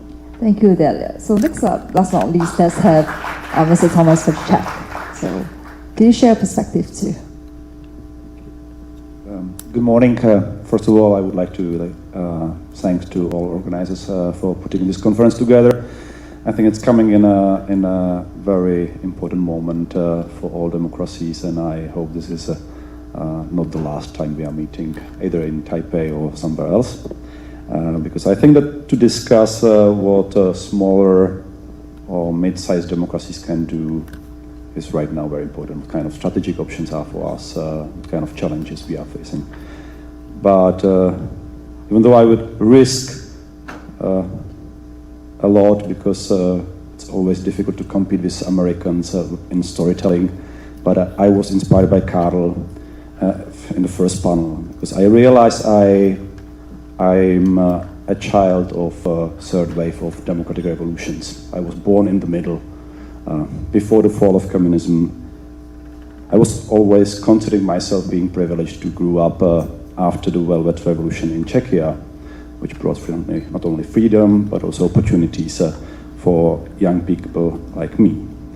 But honestly, I never was forced to think about what kind of strategic opportunities or strategic challenges are there for smaller democracies in the 1990s or early 2000s.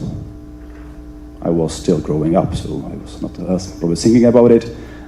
So I don't have many anecdotes from the time, but what was quite clear in the 1990s and 2000s, 2010s was that small democracies have more or less natural, logical choice to try to anchor themselves within a broader community of democratic states led by Washington.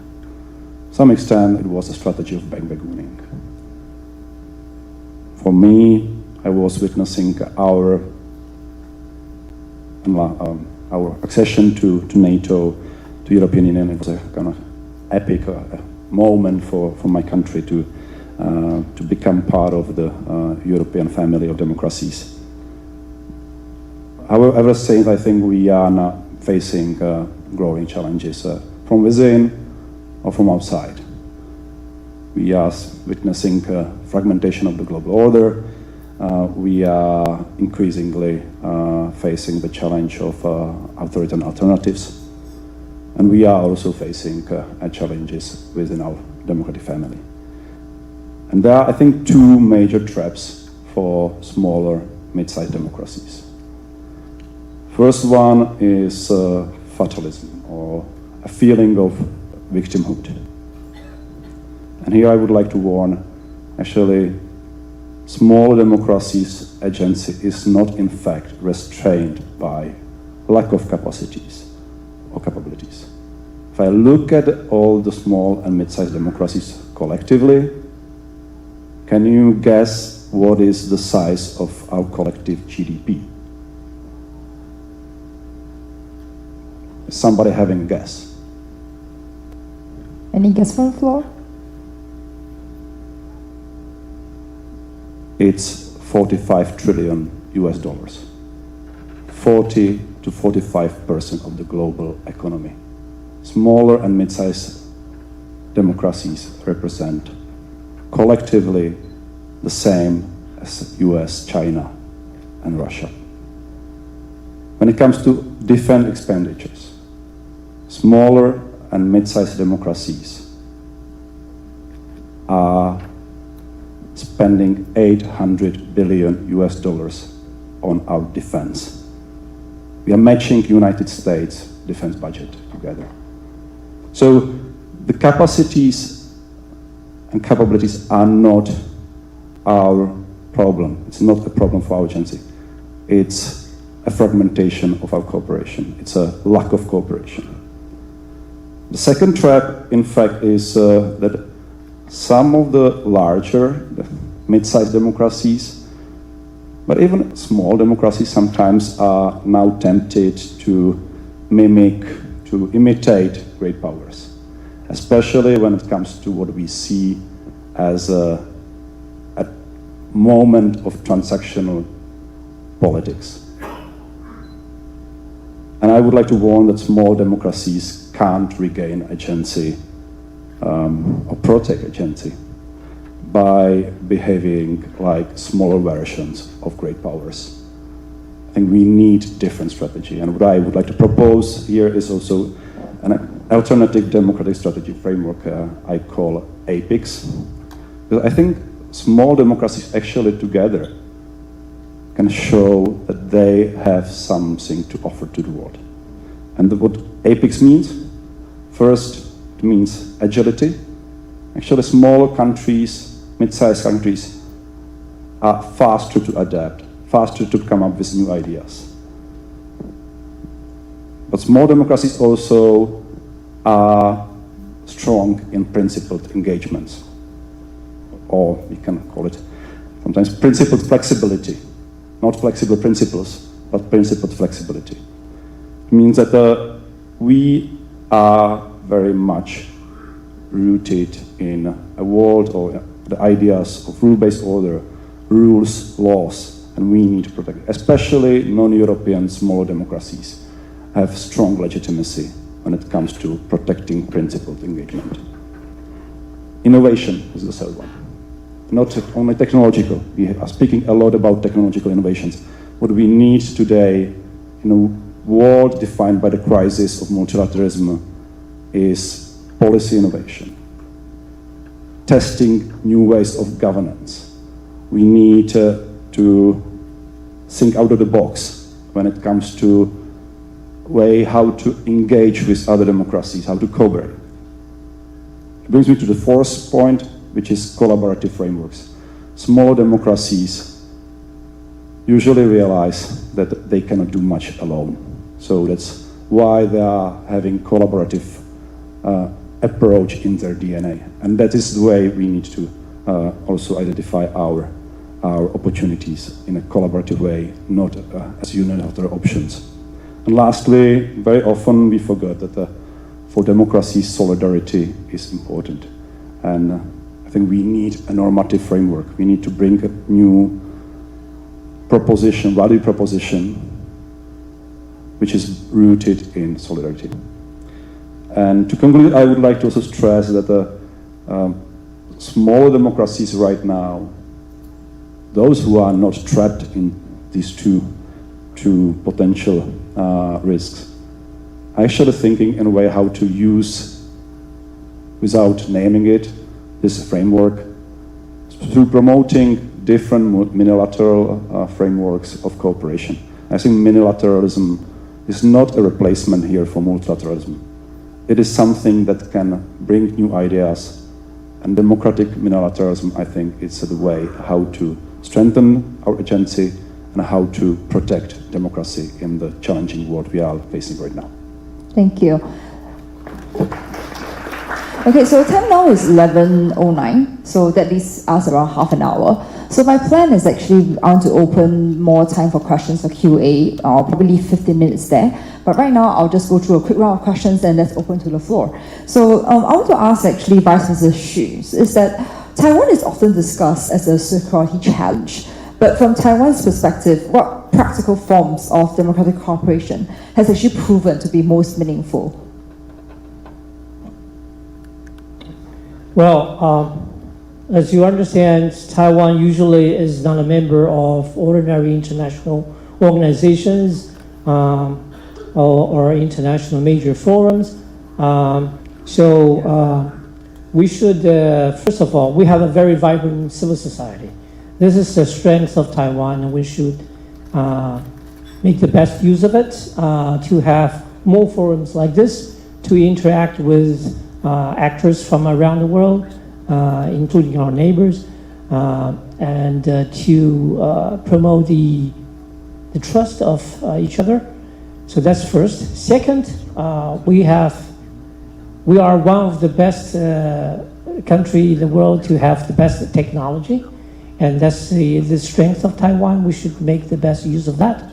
Like I said, right now we're stepping into an AI-driven economy globally, and Taiwan occupies a very important critical position in the AI supply chain. And so we should also make the best use of that.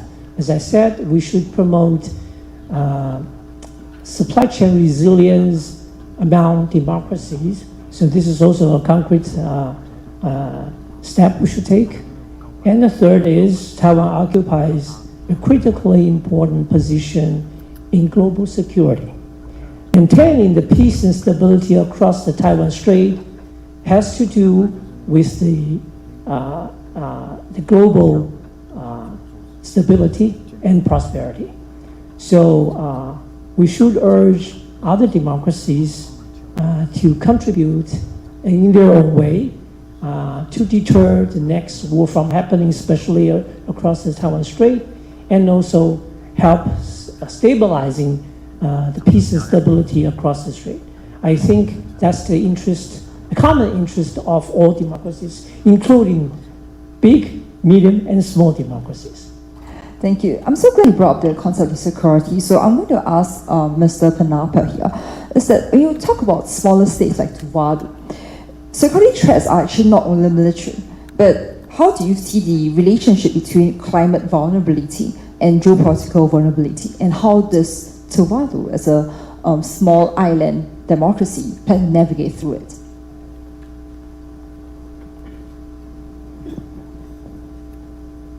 Thank you, moderator. Yeah, I think I must, if most of us here haven't heard about the Philippine Treaty that we had with Australia. Australia has legally committed to protect or come to our aid in times of needs, whether it's global epidemic or military aggression or those things.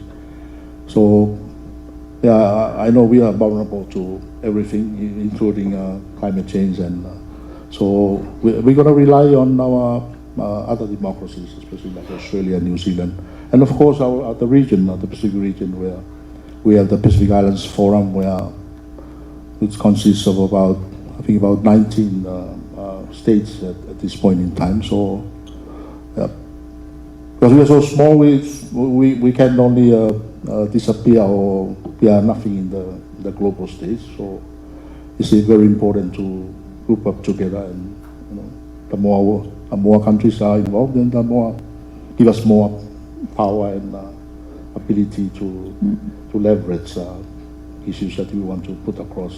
Thank you. When we talk about Pacific Island nations, we're actually pretty tied between big powers like rivalry and small island nations like Tuvalu. I'm just wondering, how do we actually navigate, not only be treated as a strategic terrain, but also as equal partners? And how could actually democracy continue to prevail, especially across the Pacific Islands? People in the Pacific Islands are trying to advocate for democracy, and we are trying to make sure that we can actually determine our own future. So what kind of cooperation do you think that is actually more necessary to ensure that this is going to continue to happen? I'm sorry, I couldn't get the last part of your question. You can. Sorry, I should make myself clearer. So I'm just curious, what kind of cooperation do you think that smaller island nations could actually work together, not to only rely on bigger powers in the region, like mentioned earlier, be it Australia, be it United States, what kind of cooperation, unity should actually island nations work together? Well, as I mentioned, the Pacific Islands Forum, and probably one good example is foreign island countries have agreed to set up, for example, Pacific Resilience Fund. So, because we know accessing these green climate funds are so difficult to access. So we took the initiative to set up something like this and to show our larger partners that we know the challenges against us is so important. So that's why we have to get together and get something like that going. I mean, it's reliance on other countries is not. We are not going to rely on them for forever and ever. But at least we get together and do something and show the world that we are determined to make sure that we do things that will protect us from the impacts of climate change and sea level rise. Yeah. Thank you. So, I'll move on to the Philippines. Philippines is a fascinating story because it's constantly balancing, and also bring up the ASEAN example earlier when you talk about like how the Philippines is friends to all, enemies to none. So I'm just curious, like the Philippines has experienced multiple phases of engagement with both Washington and Beijing. So what lessons should middle democracies learn about while maintaining strategic autonomy without strategic isolation?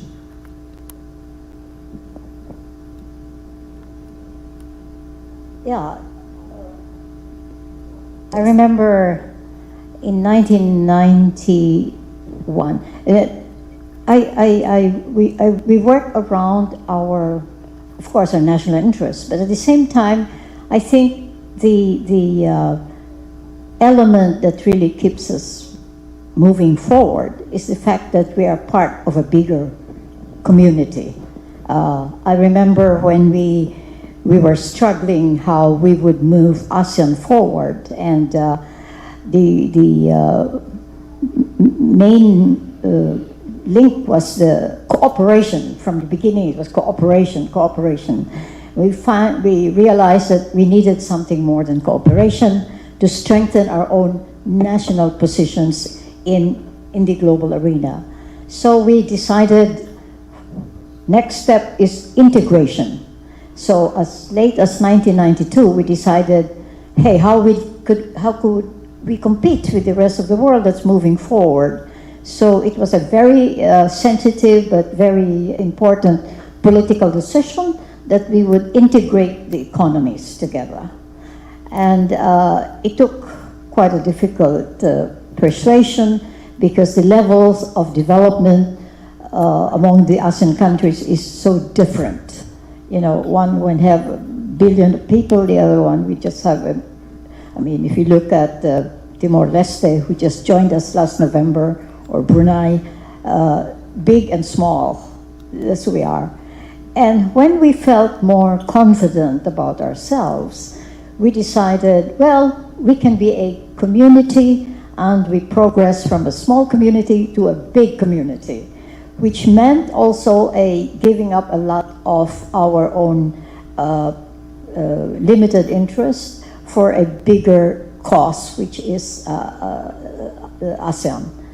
I think we do have our frailties as well, big differences in, as I said earlier, in authoritarian monarchies, presidential and parliamentary. But we have amassed, this is a very unique experience of ASEAN, that from 1972, I believe, Australia came to say, hey, you're moving forward, we can move forward together. Australia became our first dialogue partner. And that partnership has gone into ASEAN +1, which meant Australia. Then we decided, at least during my time, to strengthen our relationship with East Asia, which was China, Japan, and Korea. And so we developed ASEAN +1, ASEAN +3.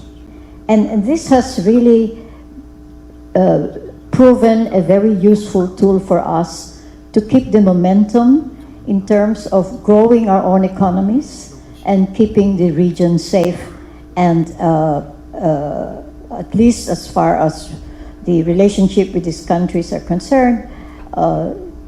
Prosperity, of course, came with the economic relationship that developed. So with ASEAN +1, ASEAN +3, then we thought about strengthening our political and security relationship. So we thought of the ARF, ASEAN Regional Forum, where we invited countries that were interested in maintaining the peace and stability in the region. Today we have ASEAN +20, more or less, who have joined us in our quest for keeping peace and security in the area. And to ensure this, we have 9 years after ASEAN, we drew up our Treaty of Amity and Cooperation. First, we were 5 countries that joined and got together, the 6, and then 10, and then 11. Today, we have 58 countries that have joined us in our Treaty of Amity and Cooperation, which ensures the kind of peace and security and economic prosperity that we have been established from the very beginning.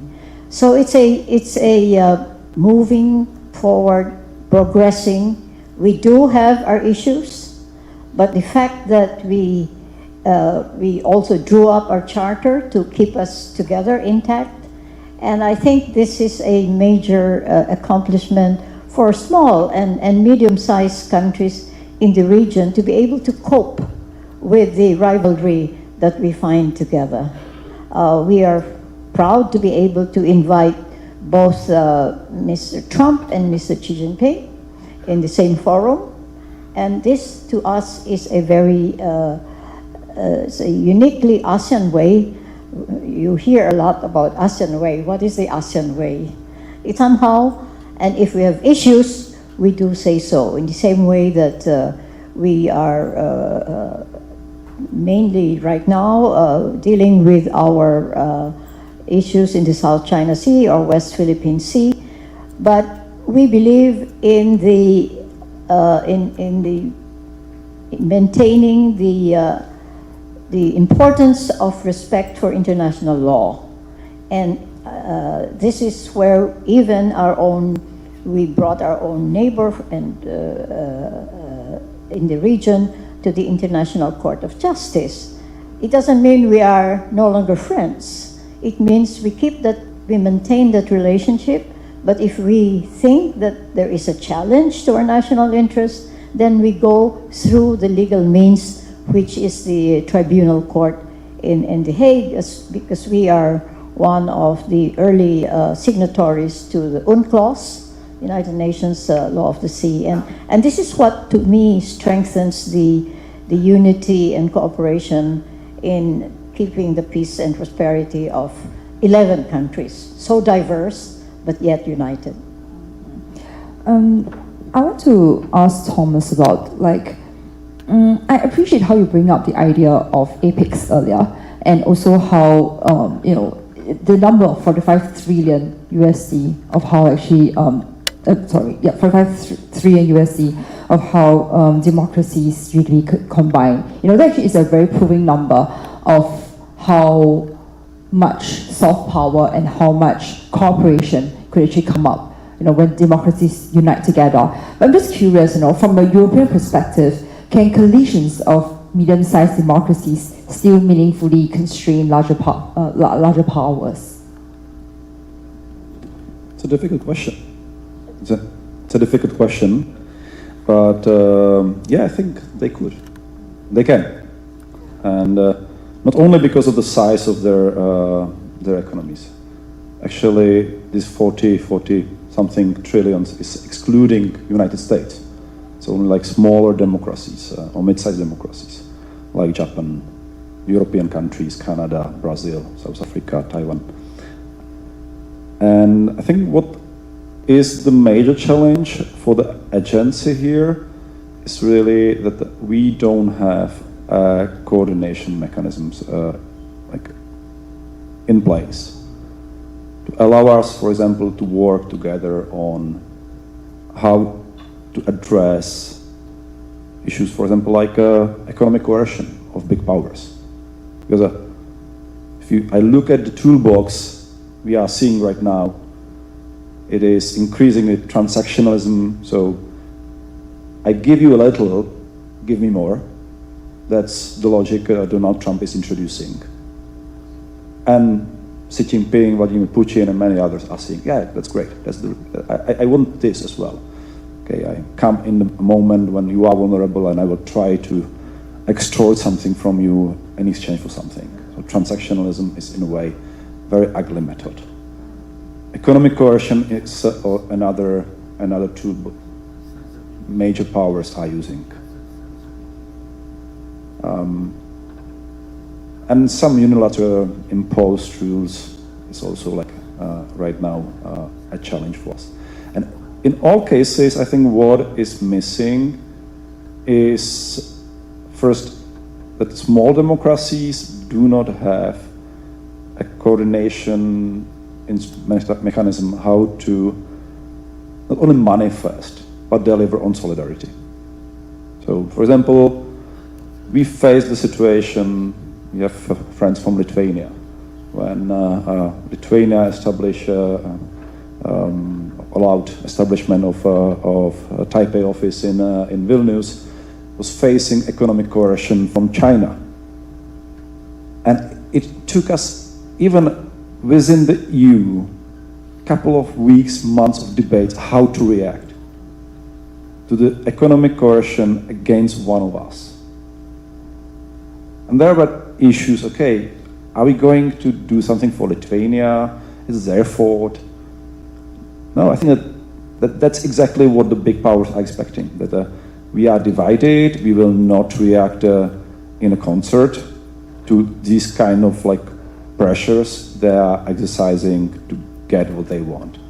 So I think that's why APEX is ending with solidarity. It's one of the values that keeps families together. It's a solidarity among the family members that is to some extent unconditional. That notwithstanding what's happening, what kind of father I would be if I don't defend my child? What kind of friend I would be if I don't stand up for my friend, if he's bullied? And I think right now we have a problem here, but I think we can overcome it.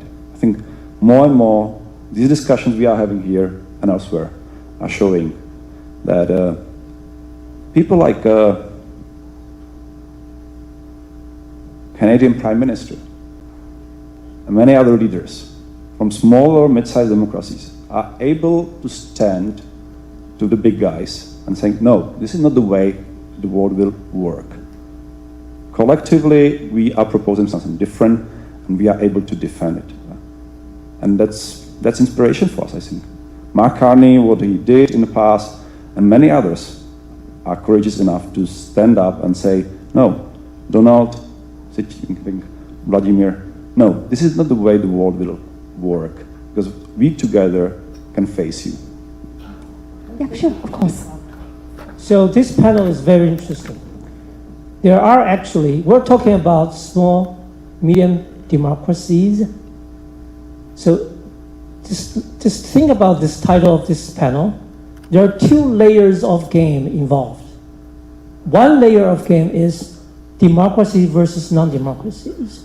Another layer is small and medium power versus the other.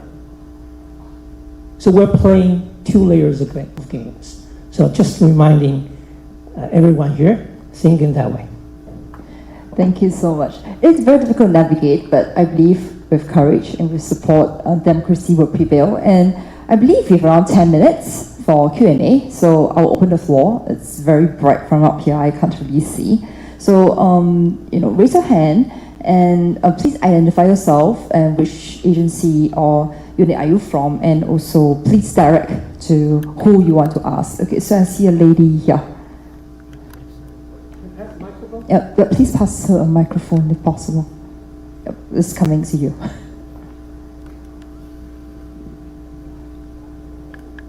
Thank you so much. Wonderful discussions, but I'll quickly jump into the question. My question is to Thomas. And I love the way that you coined the concept of apex democracy. There's not going to be any coordinated mechanism in place against economic coercion, because the moment we have it, the great powers will come and pick holes. So when we got slapped with, when India, my part of the world, apologies, I forgot to introduce myself. I am Shriparna Pathak. I am a professor of international relations from Jindal Global University, India. So when India got the double whammy of tariffs from the PRC, tariff and non-tariff barriers from the PRC forever, and tariffs from the United States of America, European Union became India's new best friend. And we have the mother of all trade deals and so on. Taiwan has been a partner, Japan is a time-tested friend and so on. If we have a coordinated mechanism in place, then actors will come and find loopholes. Getting things done through the government level is going to be difficult. But here's my suggestion, track 1.5 and track 2 works. Now, to maintain peace, we need to prepare for war forever. For actors based in the PRC, they have found loopholes in democracies, and their actors have even found space in Taiwan's media space, India's media space, Europe's media space, and so on. And they further their narratives. Can we give them a taste of their own medicine? We cannot, because they are opaque societies. What do we do about this? There are conflicts across the world, as terrible as they are. There's a conflict in West Asia, in Russia, Ukraine, in Pakistan, and so on. When PRC's defense technology or AI does not work, as they did not in Iran, or in Venezuela, or in Pakistan, we as actors are working and writing in silos. Can we have more coordination on this, so that when we are preparing for the next conflict, and unfortunately conflict is the norm, we can have better cooperation in pushing back against the narrative which autocratic actors actually push out. Thank you. Thomas.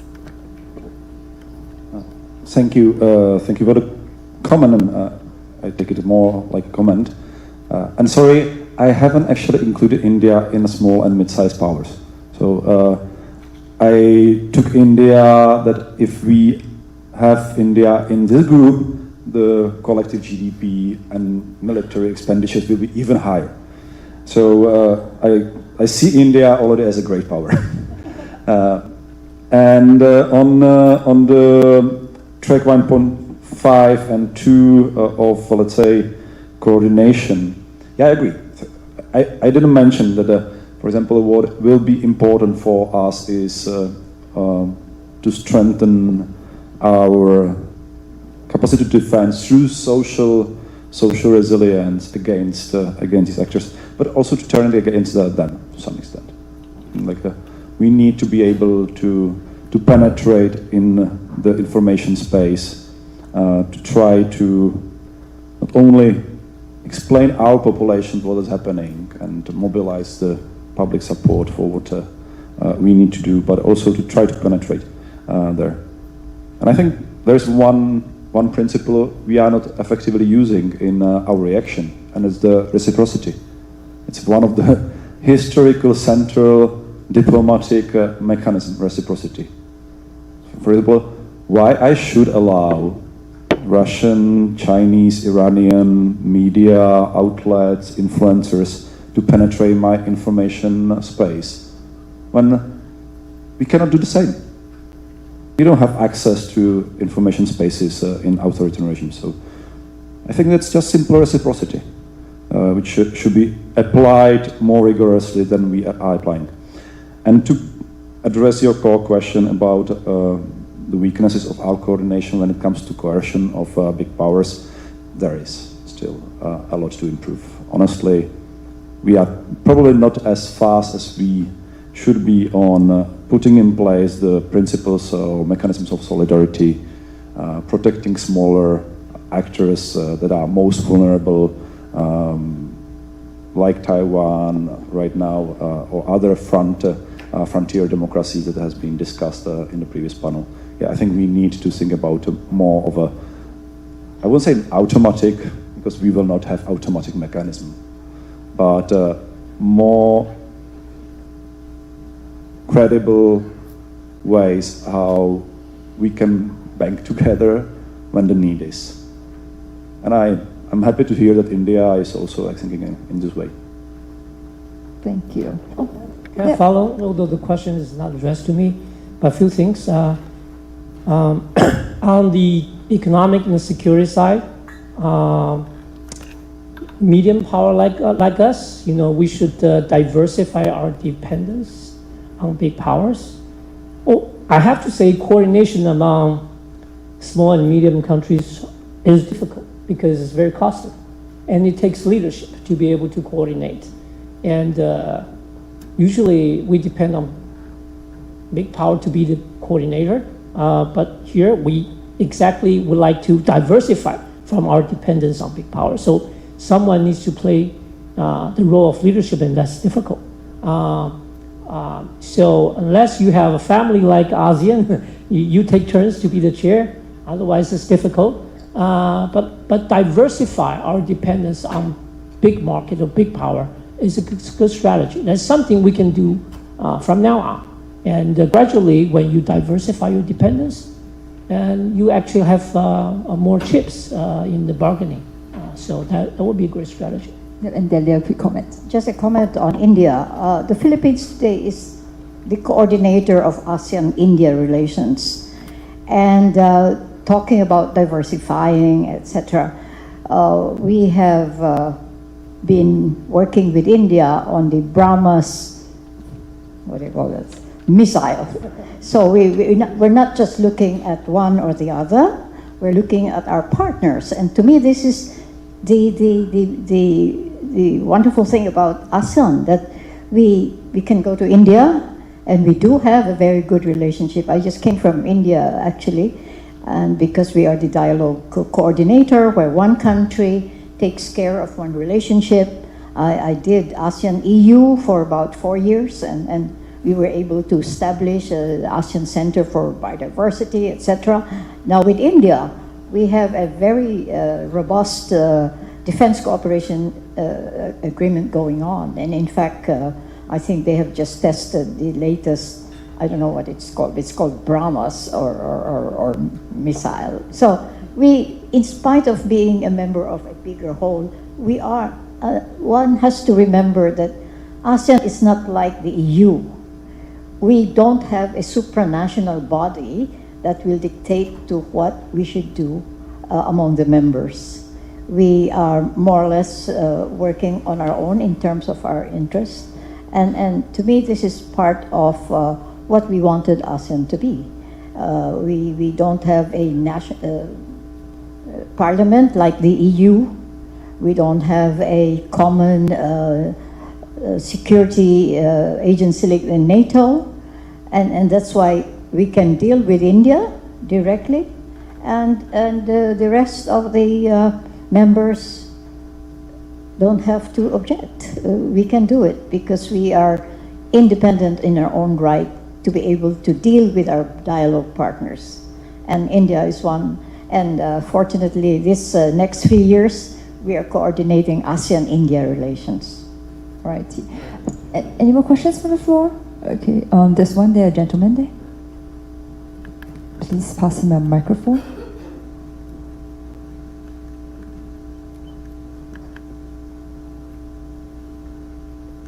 Is there?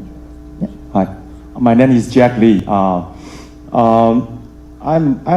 pretty impressed by the Deputy Minister of Defense, Dr. Xu's points of view. He said that the AI competition between democratic countries and authoritarian countries is very important.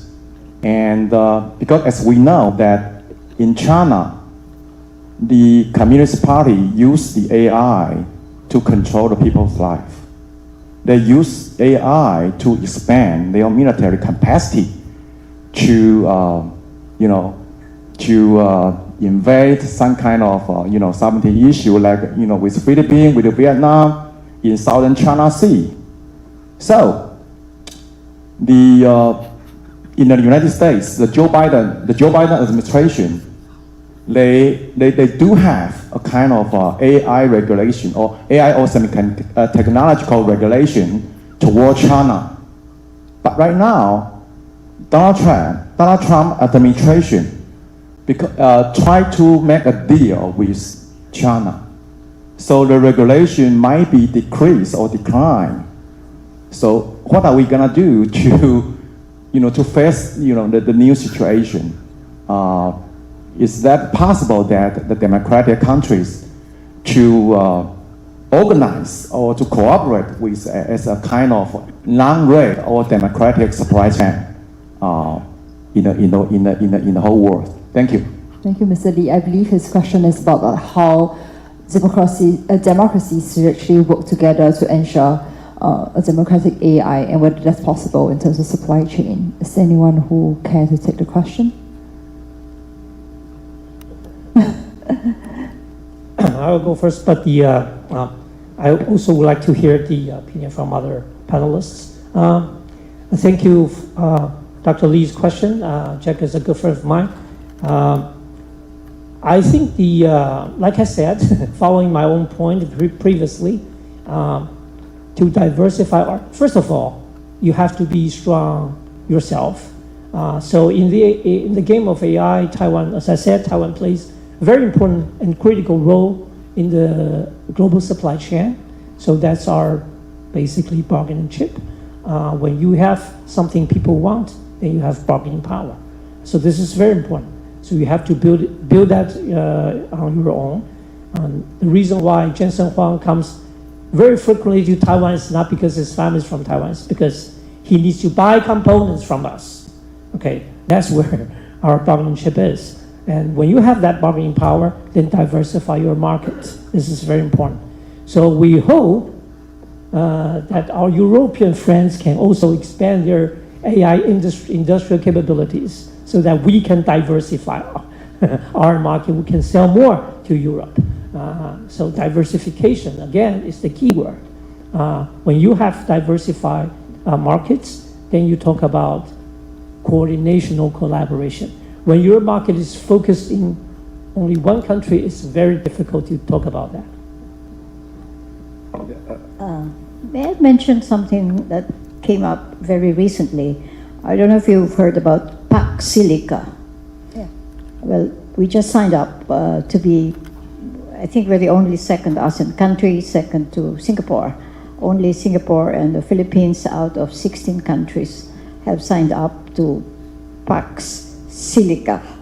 I don't know much about it, but I just read something that came up, and it's a US-led international initiative focused in strengthening, coordinating, quote-unquote, trusted supply chains for advanced technologies. And we just signed an agreement for them to set up this center, really very strategic.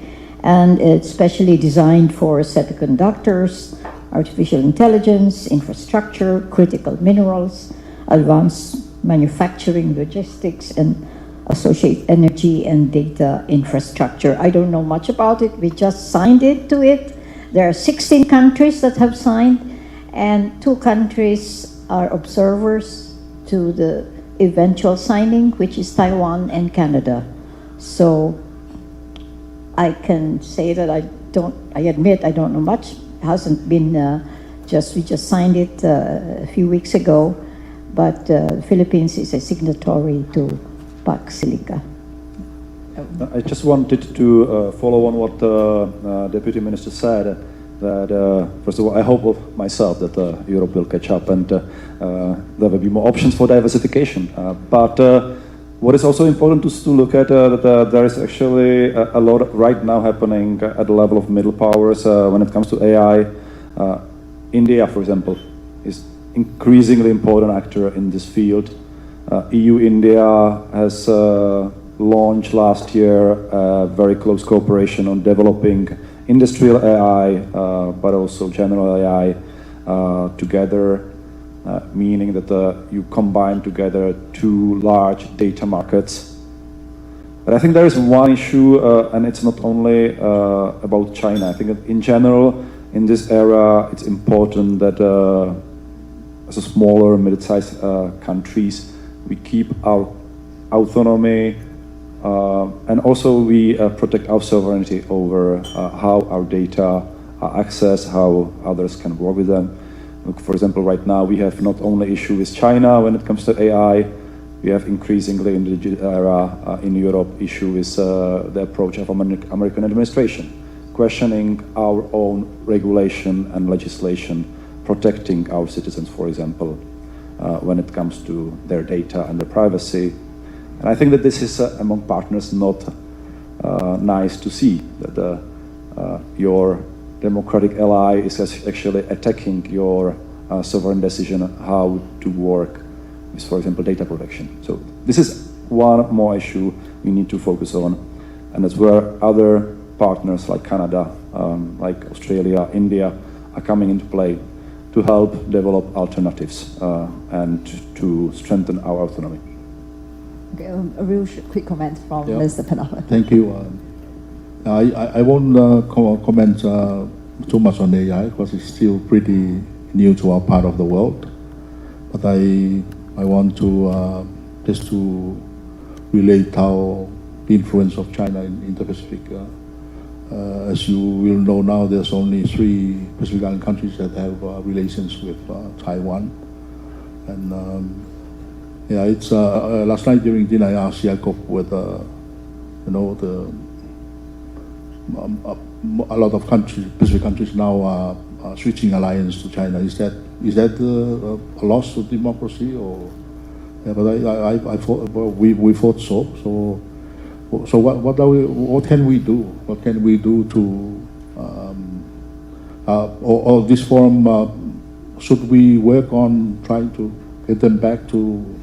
The other question too I asked Jacob last night. Do you think China will, because this country has switched alliance, do you think they will also try to convert the way they govern their countries?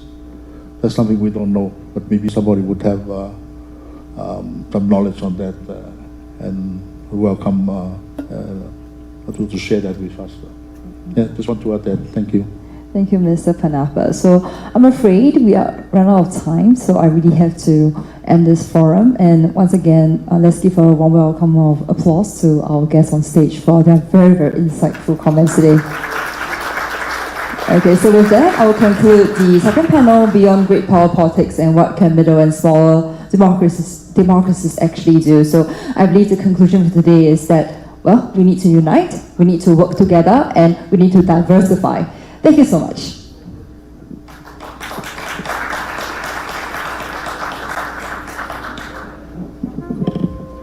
I believe we need to do a photo opportunity together, so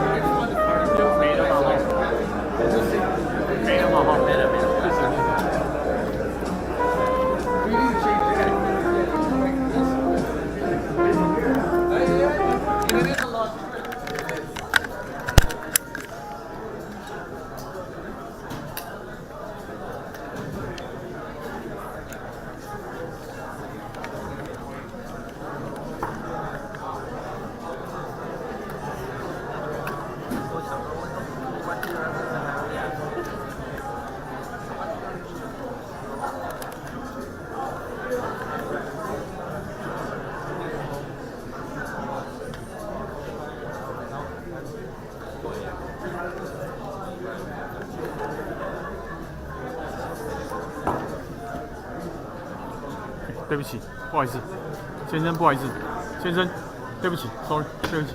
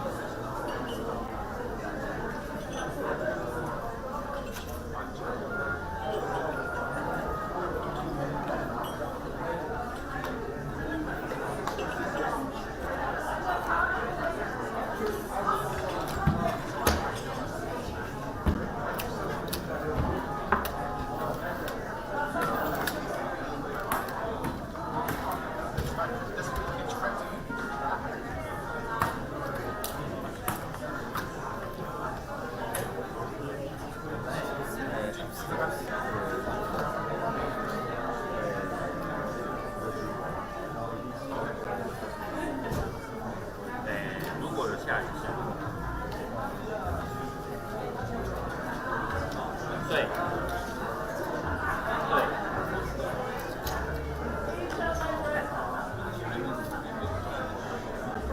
整个卸下来嘛，它不能够在上面。哦。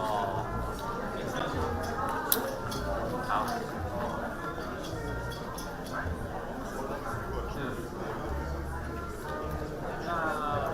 好，那